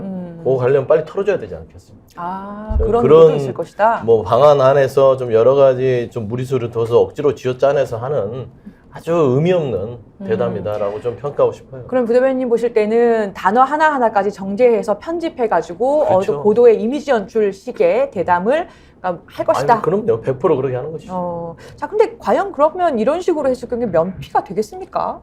지금 약간 한 열흘 전에 있었던 소위 윤한 갈등과 관련해서 명품백이 이슈로서 조금 사그라드는 그런 분위기가 있잖아요. 네. 그러니까 그런 갈등이 스팟라이트를 받으면서 명품백이 잠시 뒤로 그 늦춰지는, 그러니까 미뤄지는 그런 모습이 연출되는데 뭐 의도한 걸 수도 있습니다. 근데 글쎄요. 이게 사실은 제대로 하려면 기자회견을 하고 사전 각본 없이 네. 거기서 질의응답, 재질의 뭐 그거에 대해서도 또 만족을 못하면 3차, 4차 질의가 이어지는 그런 게 있어야죠. 사실은 이 정도 사안이면. 근데 예. 최근에 특이한 현상을 제가 발견했어요. 네. 윤석열 대통령이 각 지역을 돌면서 지금 민생 토론회를 이어가고 있잖아요. 네. 물론 갑자기 취소된 적도 한 번 있습니다만 지금 계속 하고 있어요. 제 알기로 7번째인가 8번째 민생 토론회가 있었거든요. 그 기사를 이렇게 클릭을 해서 좀 찾아봤는데, 그러면 윤석열 대통령을 싫어하는 분은 뭐 거기에 댓글을 달 수도 있고, 왜 이런 거 계속 하냐, 뭐 지역마다 돌아가면서 하는 게 사실상 총선을 염두에 둔 사전선거 운동 아니냐, 뭐 이런 반응이 있을 수도 있고, 아니면 일부 좋아하는 분은 격려의 댓글을 달 수도 있잖아요. 예. 놀라운 건 반응이 제로예요. 어. 제가 어제 한번 그 기사를 검색을 해봤는데 네, 네. 상당 부분의 민생 토론에 관련한 기사에 예. 댓글이 하나도 없어요. 오. 하다못해 뭐 좋아요, 하나요의 예. 반응도 없어요. 놀랍네요. 저도 깜짝 놀랐어요. 아니 네. 대통령 관련한 기사인데 어떻게 이렇게 반응이 없지? 물론 일부 기사에 댓글이 아주 조금 달린 건 있습니다만 예. 아주 미비해요. 그러니까 이게 단적으로 뜻해지는 게 뭐냐면 대통령의 어떤 공적 활동 내지는 국정 운영과 관련한 어떤 외부적인 그 연출에 대해서 관심이 없어요. 이거 저는 깜짝 놀랐어요. 아무리 그래도 아니 욕하는 댓글이라도 많이 달릴 줄 알았는데 그거조차 없어요. 이게 뭘 뜻하는 거냐. 이거는 정말 대통령으로서 원래 주어졌던 어떤 본래 책무에 대해서는 국민들이 이제 관심을 안 두는구나. 별로 기대치가 낮다 이렇게 볼 수도 있을 것 같네요. 그러니까 관심 자체가 없어요. 예. 그러니까 기대치가 낮아진 것보다 더 최악인 건 아예 쳐다보질 않거나 관심이 없어진 게 아닐까. 이렇다면 롤에 대해서 아무도 신경을 안 쓴다는 것이죠. 네. 그러거나 말거나. 최악인 것 같아요, 제가 보기엔. 이거는 지금까지 이루어졌던 어떤 국정 운영의 패턴 내지는 스타일에 대해서 대단히 반성을 해야 될, 그리고 아주 확 바뀌지 네. 않으면 뭐랄까요, 이미 대통령으로서 어떤 기대치가 거의 없어진 상황 아닌가, 이런 생각밖에 안 들어요. 네. 신 변호사님 대담 어떻게 될 것 같으세요? 우선은 사실 민주주의라는 것은 예. 모든 국민이 주인인 나라를 뜻하는 거고, 결국에는 언론인들이 국민들의 민심을 대변해가지고 궁금한 걸 대신해서 물어보는 거거든요. 그리고 대통령이라고 하는 자리는 사인이 아니기 때문에 국가 최고 지도자이기 때문에 당연히 주인인 국민들한테 그 국정 운영에 대해서 소상하게 밝힐 의무가 있는 겁니다. 그래서 저는 대통령이 어떤 질문을 가려받는 것도 안 된다고 생각하고요. 특히나 이런 식으로 어느 특정 언론사와의 대담을 통해 가지고 소통을 하겠다. 예. 이게 굉장히 부적절한 겁니다. 사실 왜 KBS냐에 대해서도 말들이 많죠. 그렇죠. 그래서 예. 저는 그런 부분을 뭐 지적할 게 너무 많은데 우선 중요한 것은 지금 윤석열 정부 들어와서 너무나도 당연한 것을 갖다가 국민들한테 해주는 방식의 그런 생색을 많이 내거든요. 그러니까 이런 사과도 이런 식으로 대통령이 KBS와 대담하면서 사과를 한다 한들 그게 이렇게 국민들한테 와닿을까요? 거의 다 짜맞춰져서 억지로 받아내는 사과 같은 느낌이 들거든요. 그러니까 지금 뭐 밥 세 끼 먹는 게 다 당연한 건데 이거 해주면 내가 밥 세 끼를 먹어줄게. 뭐 거의 이 정도 수준이기 때문에 저는 참 윤석열 대통령이 현실 인식을 매우 잘못하고 계신다는 생각이 들고 예. 또 하나는 명품백 수수 논란에 대해서 어떤 입장을 밝히든지 간에 지금 국민들이 궁금한 것은요. 대통령의 입장이 궁금한 게 아니라 예. 이 사안에 대한 진실이 더 궁금한 겁니다. 그렇죠. 그럼 그 진실을 밝히기 위해서는 당연히 수사가 들어가줘야 되거든요. 그러니까 이 부분을 지적하고 싶고 네. 집권 3년 차에 국정 운영에 대한 구상을 밝히겠다고 하는데 이제 더 이상 국민들은 이 국정 운영 구상에 대해서는 별로 궁금해하지 않으실 것 같아요. 아까 우리 김영남 의원님 말씀하신 의견이시네요. 대로 별로 기대가 이젠 다 없기 때문에 별로 듣고 싶지 않다. 해야 될 일을 마땅히 하셔야 된다. 저는 생각합니다. 그러니까 결국에 그 대담에서 사과, 김건희 여사 관련 논란에 대해서 대통령이 진솔하게 사과하는 모습을 보일 것이냐 이게 사실은 전혀 안 보일 관심일 것 같아요. 전혀 안 보일 거예요. 저 생각에는 틀림없이 새로운 프레임을 만들 겁니다. 그리고 최재형 목사를 메신저를 흔들겠죠. 지금 수사 시작했지요. 그렇죠. 네. 그러니까 틀림없이 그 수사를 시작한 거 보면서 대통령실에서 메시지, 특히나 윤석열 대통령의 포지션이 이제 최재형 목사를 아예 그냥 악마화시키겠구나. 예. 근데 최재형 목사가 아주 나쁜 사람이라서 선량한 우리 김건희 내 배우자를 이렇게 명품백, 비올백을 받게끔 만들 수밖에 없었다. 그리고 지금 공개된 영상들은 대부분 다 편집이 됐는데 그것도 아주 악마화 시켜서 아주 최재형 목사가 김건희 여사를 함정에 빠뜨리기 위해서 편집이 된 것이다. 라는 프레임을 짤 공세가 굉장히 커요. 이게 지금 성지 영상이 될 수도 있다는 생각이 저는 드네요. 그렇게 지금 생각해요. 예언하시는 거잖아요. 그럼요. 저는 그러니까 이 사람 주거 침입죄 범한 범인이고 거기에 덫에 걸린 거다. 그렇죠. 그러면 수사 그리고 들어갔지 않냐. 이걸 받는 거는 그 영상은 아주 일부분 김건희 여사가 마치 그걸 원해서 받는 것처럼 될 것이고 지금 말투도 비슷하세요. 네, 나머지 영상들이 예. 뭐 예를 들면 이런 게 있었다. 불리한 거 뺐다 하면서 최재형 목사를 완전히 파렴치고는 몰 공상이 커요. 그리고 나서 한마디는 하겠죠. 해명 정도, 뭐 유감 정도 국민들에게 오해를 끼쳤다면 어찌됐거나 유감이다 오해를 받아 정도 유감이다. 한마디 하면서 면피 툭 치고 나서 독일 가겠죠, 소리가. 근데 최재형 목사를 악마화 해도요. 예. 악마한테 받은 선물도 뇌물은 뇌물이에요. 그러니까 네. 저는 뭐 어떤 아 오늘도 명언제죠. 그러니까 예. 어떤 특정 메신저에 대한 공격을 지금도 많이 해왔죠. 근데 많이 해와도 이 논란이 수그러들질 않잖아요. 네. 그 의미는 네. 국민들께서는 그 본질을 보고 계신 거예요. 그러니까 아무리 대통령실에서 어떤 시나리오로 어떤 대응 체계를 마련하더라도 네. 그냥 국민들은 궁금한 거거든요. 왜 최재형 목사가 대통령 취임식 당일날 그 만찬에 왜 갔느냐, 어떤 경로로 들어갔느냐. 네. 그리고 지금 왜 명품백은 그 받는 과정에 대화를 다 들었잖아요. 네. 그 모습에 대해서 국민들은 이 권력에 대한 사유와 그 중심에 김건희 여사가 있는 거 아니냐, 여기에 대한 의구심이 있기 때문에 이건 수사로 해결할 수밖에 없다. 국민들이 다 아십니다. 근데 이제 조짐이 잠깐만요. 조짐이 최근에 황교안 전 대표도 예. 최재형 목사를 흔들잖아요. 뭐 북한 쪽과 관련이 돼 있다. 예. 막 그리고 유튜브에서 막 그런 구구 유튜브에서 나오지 않습니까? 예. 여기는 메신저를 흔드는 거예요. 저는 그런 공산이 굉장히 크다고 보는 거죠. 황교안 전 총리는 제가 알기로는 이번 총선에서 국민의힘 공천을 받아서 출마할 생각이 있으신 거로 알기 때문에 예. 아마도 그게 크게 작용하고 있지 않나 그렇군요. 그런 생각이 들고요. 출마 예. 지역은 아마 아직 구체적으로는 못 정한 거로 들었어요. 근데 출마 준비는 하고 있고. 네. 근데 저는 드는 의문이 이게 주거 침입이 돼요? 신 변호사님, 저는 아무리 봐도 이건 물인데 이거 카톡으로 이걸- 초대받고 검색과 받고 네. 초대받은 주거 침입죄라는 말이 아니, 그러니까 생겼어요. 허락받고 들어갔기 때문에 사생활의 평온을 보호하거든요. 매우 네. 평온해 보이셨어요. 아니 그리고 매우 기본적으로 그 노란 침도- 휴지 막 이렇게 침도 하시면서 뱉고. 예. 코바나 콘텐츠는 일단 주거는 아니고 법률적으로는 뭐 포함은 건조물 되죠. 침입 다 포함은 정도 될지 모르겠는데 이게 몰래 녹음 내지는 녹화를 할 의도를 갖고 있는데 그걸 숨기고 들어갔다고 해서 뭐 주거 침입 내지는 건조물 침입이 된다라고 주장을 하는 것 같은데 저도 법조인 생활 30년 했습니다만 이건 너무 무리한 해석 같은데. 최신 판례에도 불법 목적이 있어서 네. 들어갔더라도 주거 침입 안 된다라는 대법원 판례도 있어요. 예, 그렇군요. 그래서 깔끔하게 정리가 되는 것 같습니다. 아니 그러니까 이게 좀 이상해졌어요 요새.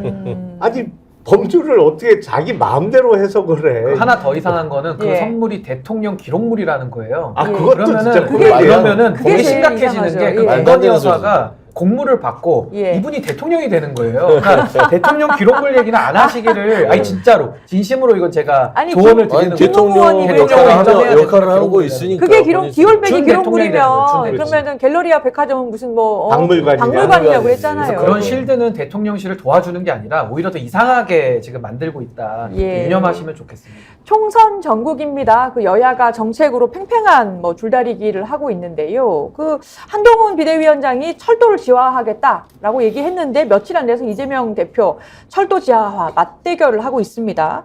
그러니까 철도를 뭐 지하에 설치를 해가지고 뭐 이 서울 경기 지역의 이동권을 보장하겠다라는 건데 저는 좀 의문이 이게 돈이 엄청나게 들지 않습니까? 그렇죠. 그 두 분 다 이게 무슨 재원 마련책 같은 거 내놓은 게 없던데 가능한 얘기입니까? 이게 이제 재밌는 얘기를 해드리면 제 페이스북을 보면요. 저 한동훈 비대위원장이 철도 지하하기 전에 제가 이미 공약으로 걸었습니다. 아 그러세요? 예. 출마 지역이 참 어디죠? 출마 지역이 파주 예. 쪽인데 아. 거기에 철도 지역 경의중앙선 철도 지하를 하겠다. 너를 4일 전에 제가 구체적으로 걸었어요. 원존 나당? 아니 보면 이게 팩트가 있어요. 그리고 또 이제 갑자기 한동훈 비대위원장이 철도 지하를 하겠다는 거예요. 근데 이제 철도 지하는 오랫동안 여러 이 지자체나 광역 지자체장들이 나왔을 때 공약을 많이 걸었던 겁니다. 왜냐하면 특히나 서울 같은 건 도심 불균형이 철도로 인해서 단절이 되거든요.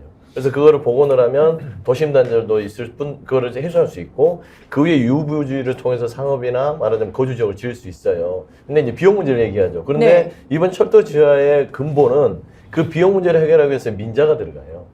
그래서 민자를 쏟아붓기 때문에 예산 문제는 어느 정도 해소가 됐는데 가장 큰 문제는 네. 이 철도 지하의 공사가 꽤 장기간 이루어집니다.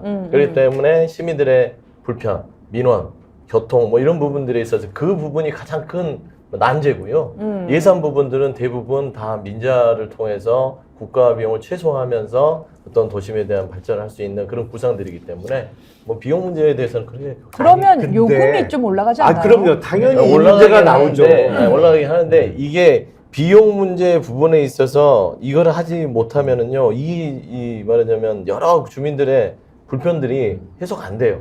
이건 정말 도심 서울 지역에 있어서 강북 지역으로 갈수록 그렇고 이 뭐 구로나 이쪽으로 갈수록 또 거기가 도시가 완전 멀긴 하죠. 절단돼 있습니다. 아니 네. 절단돼 있어요. 아니 할 수 있으면 하면야 좋죠.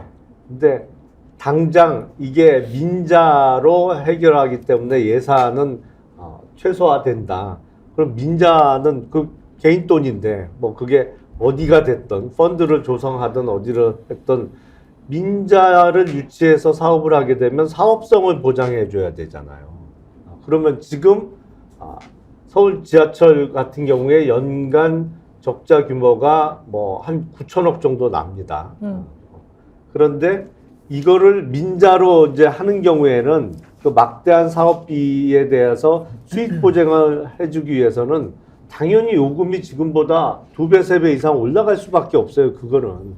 그렇기 때문에 현실성은 없죠. 이게 그리고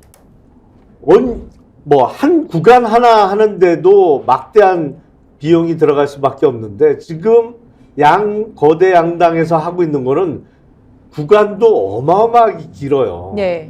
지하화하겠다는 구간 자체도 상당히 긴 기간이고 따라서 돈도 훨씬 많이 들어갑니다. 그걸 민자기 때문에 예산 없어도 해결할 수 있다는 것은 사실은 눈 가리고 아웅하는 거예요. 저도 한 말씀 이게 해결 안 돼요. 드리면 이래갖고. 아니 이게 되게 제가 말씀 좀 지하 드릴게. 문제가 네. 굉장히 그러니까 구간도 길지만은 기간도 굉장히 길게 이제 추진할 때 들어가거든요. 그건 어떻게 보세요? 그러니까 이제 장기화된 이런 대전략 같은 것들을 지금 이제 여야의 모습을 보면 이게 지역에선 이슈로 많이 있었을 거예요. 그리고 저는 필요한 부분 당연히 해야 된다고 보는데 이게 국민적 공론화가 안 된 상황 속에서 여야가 다 해줄게라고 지금 공약을 남발하고 있기 때문에 이런 식으로 가면 이건 포퓰리즘으로 갈 수밖에 없거든요. 서로 해주기 경쟁을 통해 가지고 표만 또 얻고 또 그 다음부터는 또 유명무실화 됩니다. 또 선거 때 되면 또 표로 나와요. 그러니까 저는 이게 당연히 필요한 거 해야 되는데 예. 국가가 이런 철도나 아까 우리 서영주 대변인 말씀대로 국가 발전 전략 차원에서 이 도심에 대해서 발전시키기 위한 대전략 차원에서 이게 접근이 돼서 계획을 가지고 추진을 해야지 그냥 선거 때 갑자기 툭툭툭툭 튀어나와가지고 선심성 비슷하게 나오면은 사실 유권자들이 또 속는 거거든요. 그래서 이런 식의 행태는 좀 바람직하지 못하고 좀 공론화가 필요하다. 이렇게 예, 봅니다. 비슷한 맥락에서 사실은 좀 장기적으로 볼 때 그렇게 메가시티로 서울을 확장시키면 지방이 소멸하지 않느냐 이런 문제도 제기가 되고 있어요. 이게 정책이라는 게 한 극단적인 게 있어요. 어떻게 다 득만 있겠습니까? 득실을 따졌을 때 득이 좀 크면은 그 정책이 추진이 되는 것이고 결국에는 이 철도 지하 문제가 갑자기 하늘에서 떨어진 게 아니에요. 아주 오래전부터 제 알기로는 한 10년, 15년 전부터 철도 지하 부분에 있어서는 요구가 많았습니다. 근데 최근에 이제 철도망이 많아지면서 가는 것이고 김영남 부장께서 얘기하신 대로 비용 문제, 민자 부분에 있어서 뭐 철도 요금이 올라간다? 그렇지 않아요. 그걸 다 고려한 것이죠. 고속도로는 민자를 지어놓으면 요금을 올려서 받고 거기가 유료구간이 되지만 철도는 철도망을 주면서 망은 그대로 이용하되 유유부지가 덮여서 그 안에 민자를 통해서 그렇게 개발 이익을 주는 것이에요. 그러면서 그 사업성 부분들은 민간에서 그거는 판단하는 것이고 대부분 보면은 민자 역사 부분들에 많이 백화점이나 종합 쇼핑몰 두르지 않습니까? 결국엔 지어하면서 그런 비용들을 대부분 민간 쪽에서 들어와서 투자를 하고 나머지 기관 시설들은 국가에서 일부 예산을 투자하는데 통상 지금 한 40조를 잡고 있습니다. 네. 그다음에 통상 보면은 철도가 한 번에 고치는 게 아니라 기간이 기니까 구간 떼서 매립이 되기 때문에 네. 이 부분에 있어서는 이런 정책적으로 조금 더 좀 검토를 해보시면 아예 네. 불가능하다고 네. 생각이 돼요. 안 생기 좋을 것 같아요. 지방 소멸 관련해서 문재인 대통령이 1일 그 관련 행사에서 축사를 하면서 세수 감소와 막대한 부자 감세로 지방으로 갈 돈이 크게 줄어서 지방 소멸 가속화되고 있다. 이렇게 국가 균형 발전 관련 세미나에서 발언을 했는데요. 김경률 비대위원장 한동안 조용했는데 다시 등판했습니다. 누구에게 원인이 있냐 하면서 야권 인사들의 비위를 일일이 거론하면서 반박에 나선 겁니다. 그러니까 핵심은 야권 인사들의 각종 비리와 도덕적 해이로 국민 혈세가 낭비된 탓이다 이렇게 주장을 했어요. 그러면서 또 노무현 재단의 보조금 문제도 얘기하겠습니다라고 하면서 노무현 재단 건축비가 평당 2,100만 원인데 듣도 보도 못한 고비용이다라고 하기도 하고 뭐 정신대 대책협의회 정대협에서 국고보조금을 5억 원을 신청하고 자부담을 19억 원 내겠다고 했는데 통장을 보면은 자부담 부분은 없다. 뭐 이런 식으로 난데없이 시민단체에 대한 또 보조금 관련 의혹도 제기를 하면서 비판에 나섰습니다.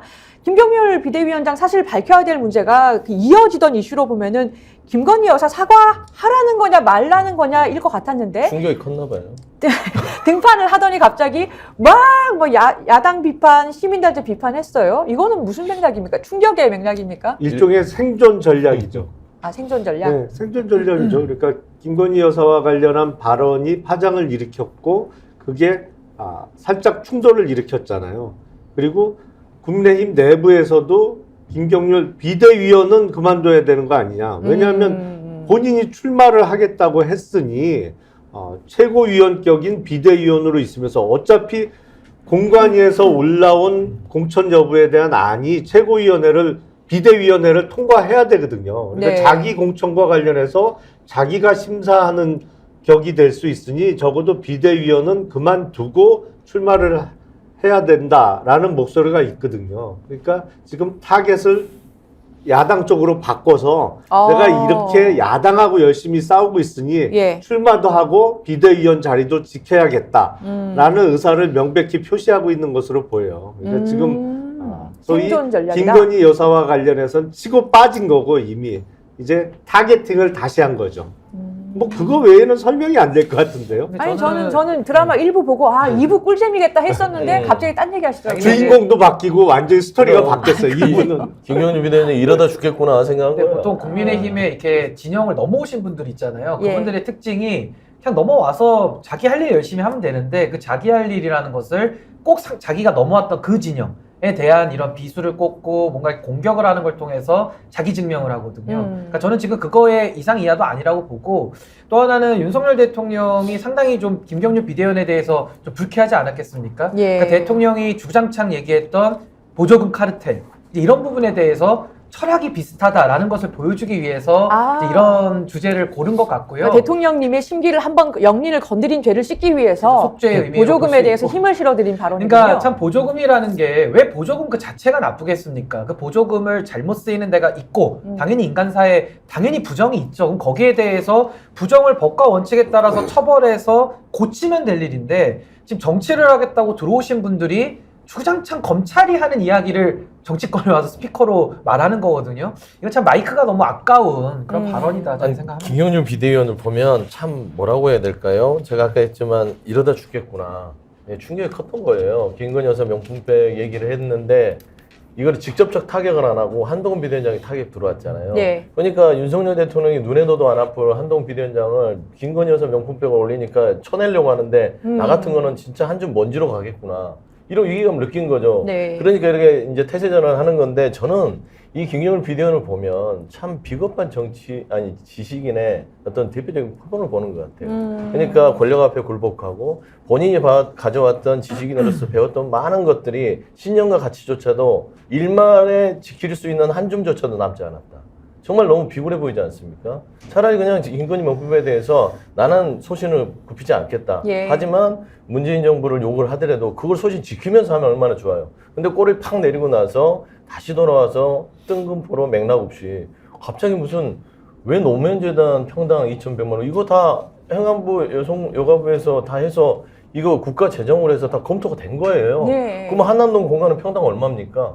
안 그렇습니까? 그리고 그런 거는 노무현재단 얘기 들어보니까 그 돈 액수도 틀렸대요. 아, 틀렸어요. 맞지도 그러니까 않답니다. 최소한 팩트도 틀리고 요구를 하기 위해서 조급해서 아무렇게나 던지는 거예요. 그러니까 저는 이거 권력에 뭐 이렇게까지 표현하기 그렇지만 그냥 시녀 뭐 아니면은 뭐 사냥개도 아니라 이거는 뭐 집 지키는 앞에 있는 그냥 개가 되겠다. 그런 수준이라서 너무 좀 비참한 수준이다. 그러니까 저는 너무 좀 측은한 게 국민의힘이 지금 집권 여당으로서 모든 신뢰를 다 잃어가고 있잖아요. 네. 그렇다면은 그 비상 상황을 대처하기 위해서 들어오신 분들이라면 지금의 민심을 대변하고 당의 문제가 한두 개겠습니까? 그 중에 가장 중요한 문제부터 우선순위를 정해가지고 목소리를 내고 고쳐내야 총선에도 도움이 될 텐데 이분들 오셔가지고 지금 다 자기 장사를 하는 걸로 보여요. 그러다 보니까 민주당에 대해서 더 문제 제기를 잘하는 사람들, 그러니까 더 잘 싸우는 사람들이 국민의힘에서는 인재로 지금 인정을 받는 이런 분위기이기 때문에 앞으로도 이제 이런 식의 계속 공격을 위한 공격들은 점점 더 늘어날 수밖에 없고 매우 이거는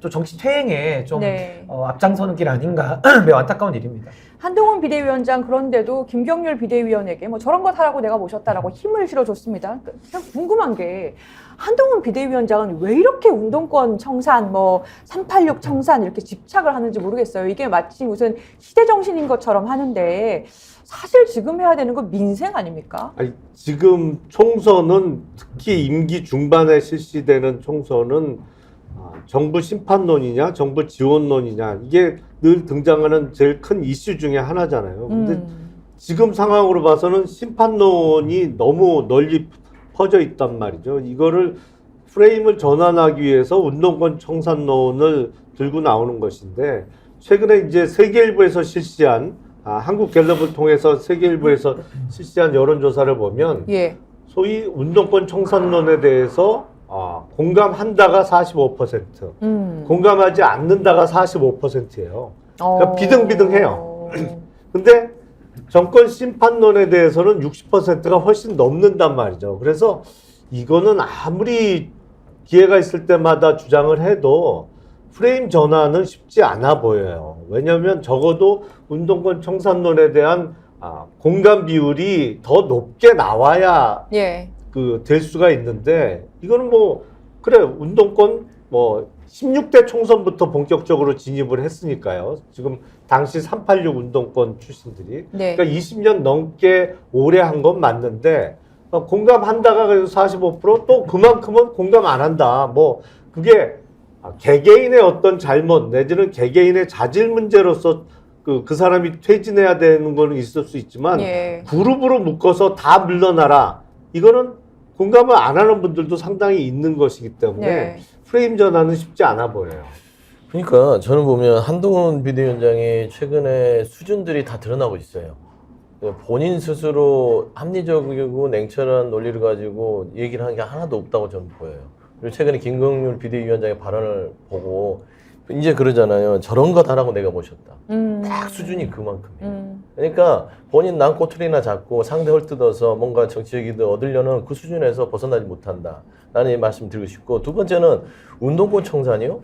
뭐 예를 들어서 국정에 대해서 이제 주장을 하려면 경제를 잘 살리기 위해서 우리 국정을 지지해 주십시오 하려고 하는데 말이 됩니까? 윤석열 대통령을 누가 믿어요? 민생을 잘할 거라고 누가 기대해요? 아무도 기대하지 않잖아요. 이게 내세울 수 없어요. 그러면 결국에는 운동권이라는 부분들은 반국가 세력이라는 것이죠. 좌파, 반국가 세력, 뭐 반공을 차마 이제 말을 못하니 운동권이라는 게 공산주의에 젖어서 여러 가지로 국가를 혼란스럽게 했던 세력이기 때문에 그걸 지키자라는 거는 결국에는 이 보수층의 지지를 그냥 균열되는 거 막자는 거예요. 최소한 여기까지라도 잡아놓고 면피하자. 그 전략이 아니고서는 지금 뜬금없이 운동권 청산입니까? 운동권이 청산이 되면은 나라의 민생이 좋아지고 경제가 좋아지고 외교가 좋아집니까? 아니잖아요. 네. 근데 그걸 아닌 줄 알면서 결국엔 표계산을 하는 거기 때문에 이 사람들은 아까도 얘기했지만 윤석열 대통령이나 한동훈 비대위원장이나 김경률 비대위원까지 싸잡아서 오늘만 살잡니다. 오늘만 그냥 면피하고 오늘만 버티고 이번 총선만 어떻게든 살아남으면 네. 다음 어떻게든 되겠지. 좀 점핑하자면 백석을 지키기 위한 보수층 결집을 위한 메시지다. 그렇죠. 백석만 지키면 그래도 난 면피하고 살아난다예요. 근데 백석 미만으로 가면 결국에는 다 사라지고요. 60, 윤석열 대통령 70대 내려와야 TK 돼요. 결집. 저는 한동훈 위원장이 그래도 법률가니까 조금 이해하시기 쉽게 제가 한동훈 위원장 맞춤형으로 설명을 좀 드리면은 우리 소송할 때도 입증 책임이라는 게 있잖아요. 그래서 어느 한쪽이 다 주장 증명을 못할 때는 입증 책임을 지는 사람이 그 패소의 위험을 이제 부담하도록 돼 있는 건데 그렇죠. 지금 국정운영도 마찬가지입니다. 운동권 천산 거기에 대해서 국민들 여론이 커요. 그리고 검찰의 정권 청산 여기에 대한 여론도 크거든요. 그럼 둘이 똑같이 팽팽하다고 했을 때에는 무한 책임을 지고 있는 집권당이 책임을 지게 돼 있는 겁니다. 입증 책임이랑 똑같은 거예요. 예. 그게 무한 책임으로 전 이해를 하는데 저는 한동훈 위원장이 지금 해야 될 일을 먼저 말씀드리면요. 시대 정신을 운동권 청산으로 잡으시면 안 되고요. 지금 인구 재앙으로 국가 소멸 위기거든요. 이거를 해결할 수 있는 권한은 지금 윤석열 정부가 쥐고 있고 예. 한동훈 위원장이 갖고 있습니다. 그 키를 갖고 있어요. 그 운전대를 갖고 있는 사람이 어느 방향으로 트느냐에 따라서 대한민국은 소멸될지 유지될지 발전될지 결정되거든요. 여기에 대한 역사적 책임의식을 가지시고 대응을 하셔야지 아직도 똑같이 국민들의 여론이 반반이니까 그 반반 위에 편승해서 똑같이 싸운다? 결국 국민들은 입증 책임 원리에 의해서 무한 책임을 지는 정부 여당을 심판할 수밖에 없는 거예요. 그러니까 이런 식으로 가는 것은 결코 본인들에게 유리하지 않고 또 역사적으로 좀 대한민국 처한 상황이 그렇게 녹록하지 않다. 예. 좀 이 시대를 살아가는 많은 분들의 좀 아픔을 좀 돌아보실 수 있는 좀 예. 그런 시각이 열렸으면 좋겠습니다. 자, 설문조사를 하나 보겠습니다. 이런 상황이지만 차기 대통령감을 묻는 설문조사에 대해서 한동훈 비대위원장, 이재명 당대표가 동률을 기록했습니다. 장래 대통령감으로 누가 좋다고 생각하느냐라는 주관식 질문을 했는데요. 한 위원장과 이 대표라고 답한 응답자 비율이 각 26%로 공동 1등을 차지했습니다. 이번 조사는 여론조사 전문기관 한국갤럽이 세계일보 의뢰로 29일에서 30일까지 만 18세 이상 유권자 1,004명을 대상으로 무선전화 면접 조사를 했는데요. 표준 오차는 95% 신뢰 수준에 플러스 마이너스 3.1% 오차 수준입니다. 자, 한동훈 비대위원장 이 인지도뿐만 아니라 여러 가지 긍정적인 요소, 선호도들이 굉장히 상승하고 있다라고 보입니다.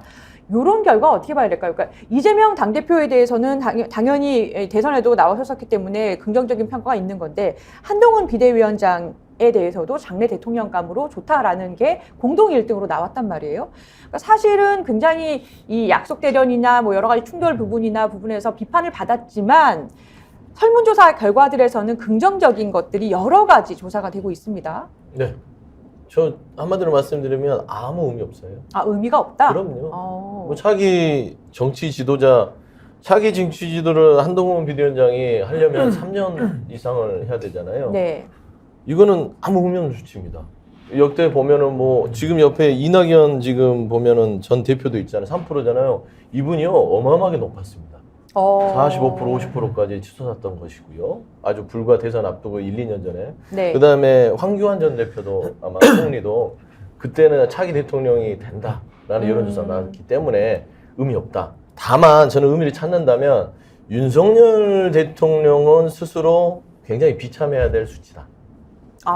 윤석열 대통령을 넣지는 않았겠지만 예. 이제는 윤석열 지우기가 시작된 게 아닌가.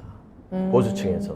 이 설문의 의미는 오히려 그럼요. 그렇게 이제는 봐야 된다. 빨리 봐봐요. 3년이나 남은 윤석열 정권인데 거기에서 이제 한동훈이라는 미래 권력을 벌써 띄우기 시작합니다.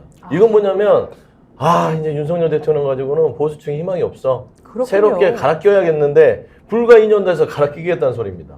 비참한 일이에요. 부끄러울 일이고요. 본인 스스로 지금 뭐 뽐잡고 다닐 때가 아니에요. 그러니까 호랑이를 키우든 뭐를 키우든 모르지만 보수 내에서 윤석열 대통령은 이미 이제는 실질상 레임덕을 경험하고 있는 수치라고 저는 판단이 되고요. 또 그 숨어있는 뜻을 그렇게 또 그리고 잡아내셨네요. 한동훈하고 윤석열 대통령 둘을 한번 돌려보라고 하세요.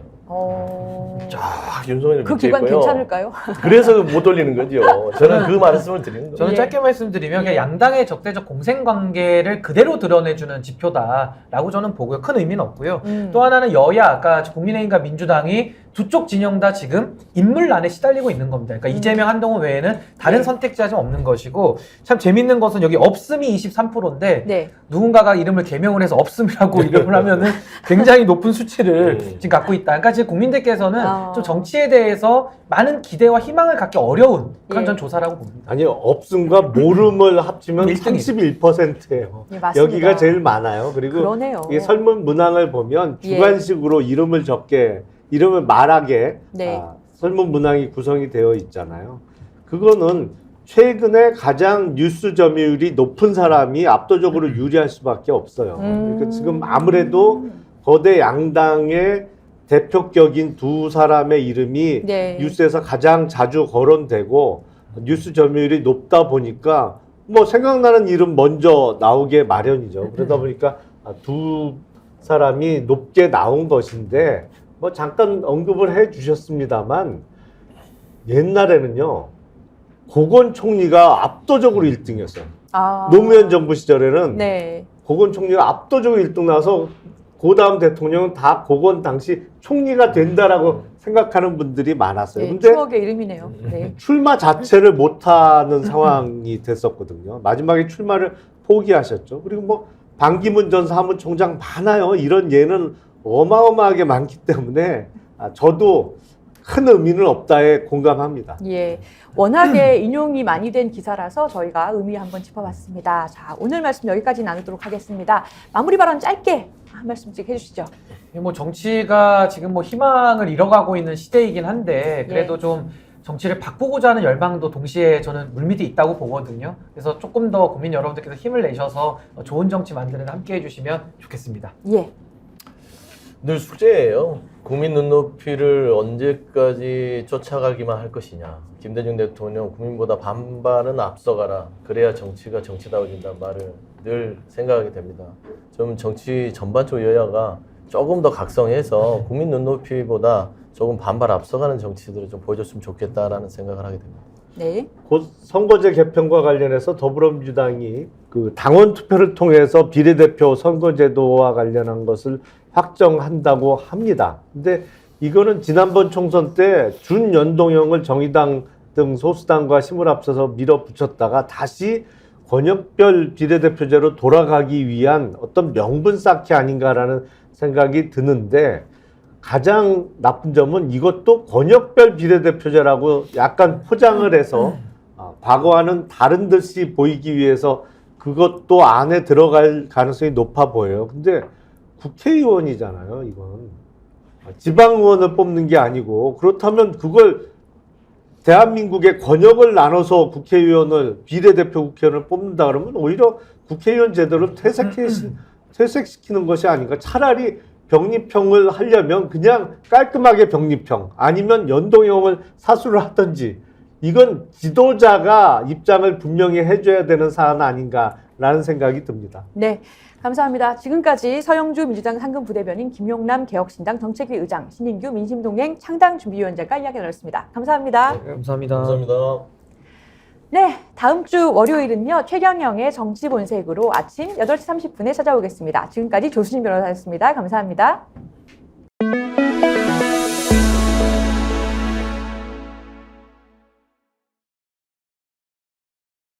너무 제가 홍보를. 정치본색. 예. 다시 제가 말씀드리죠. 예. 구독, 좋아요, 사랑입니다. 예.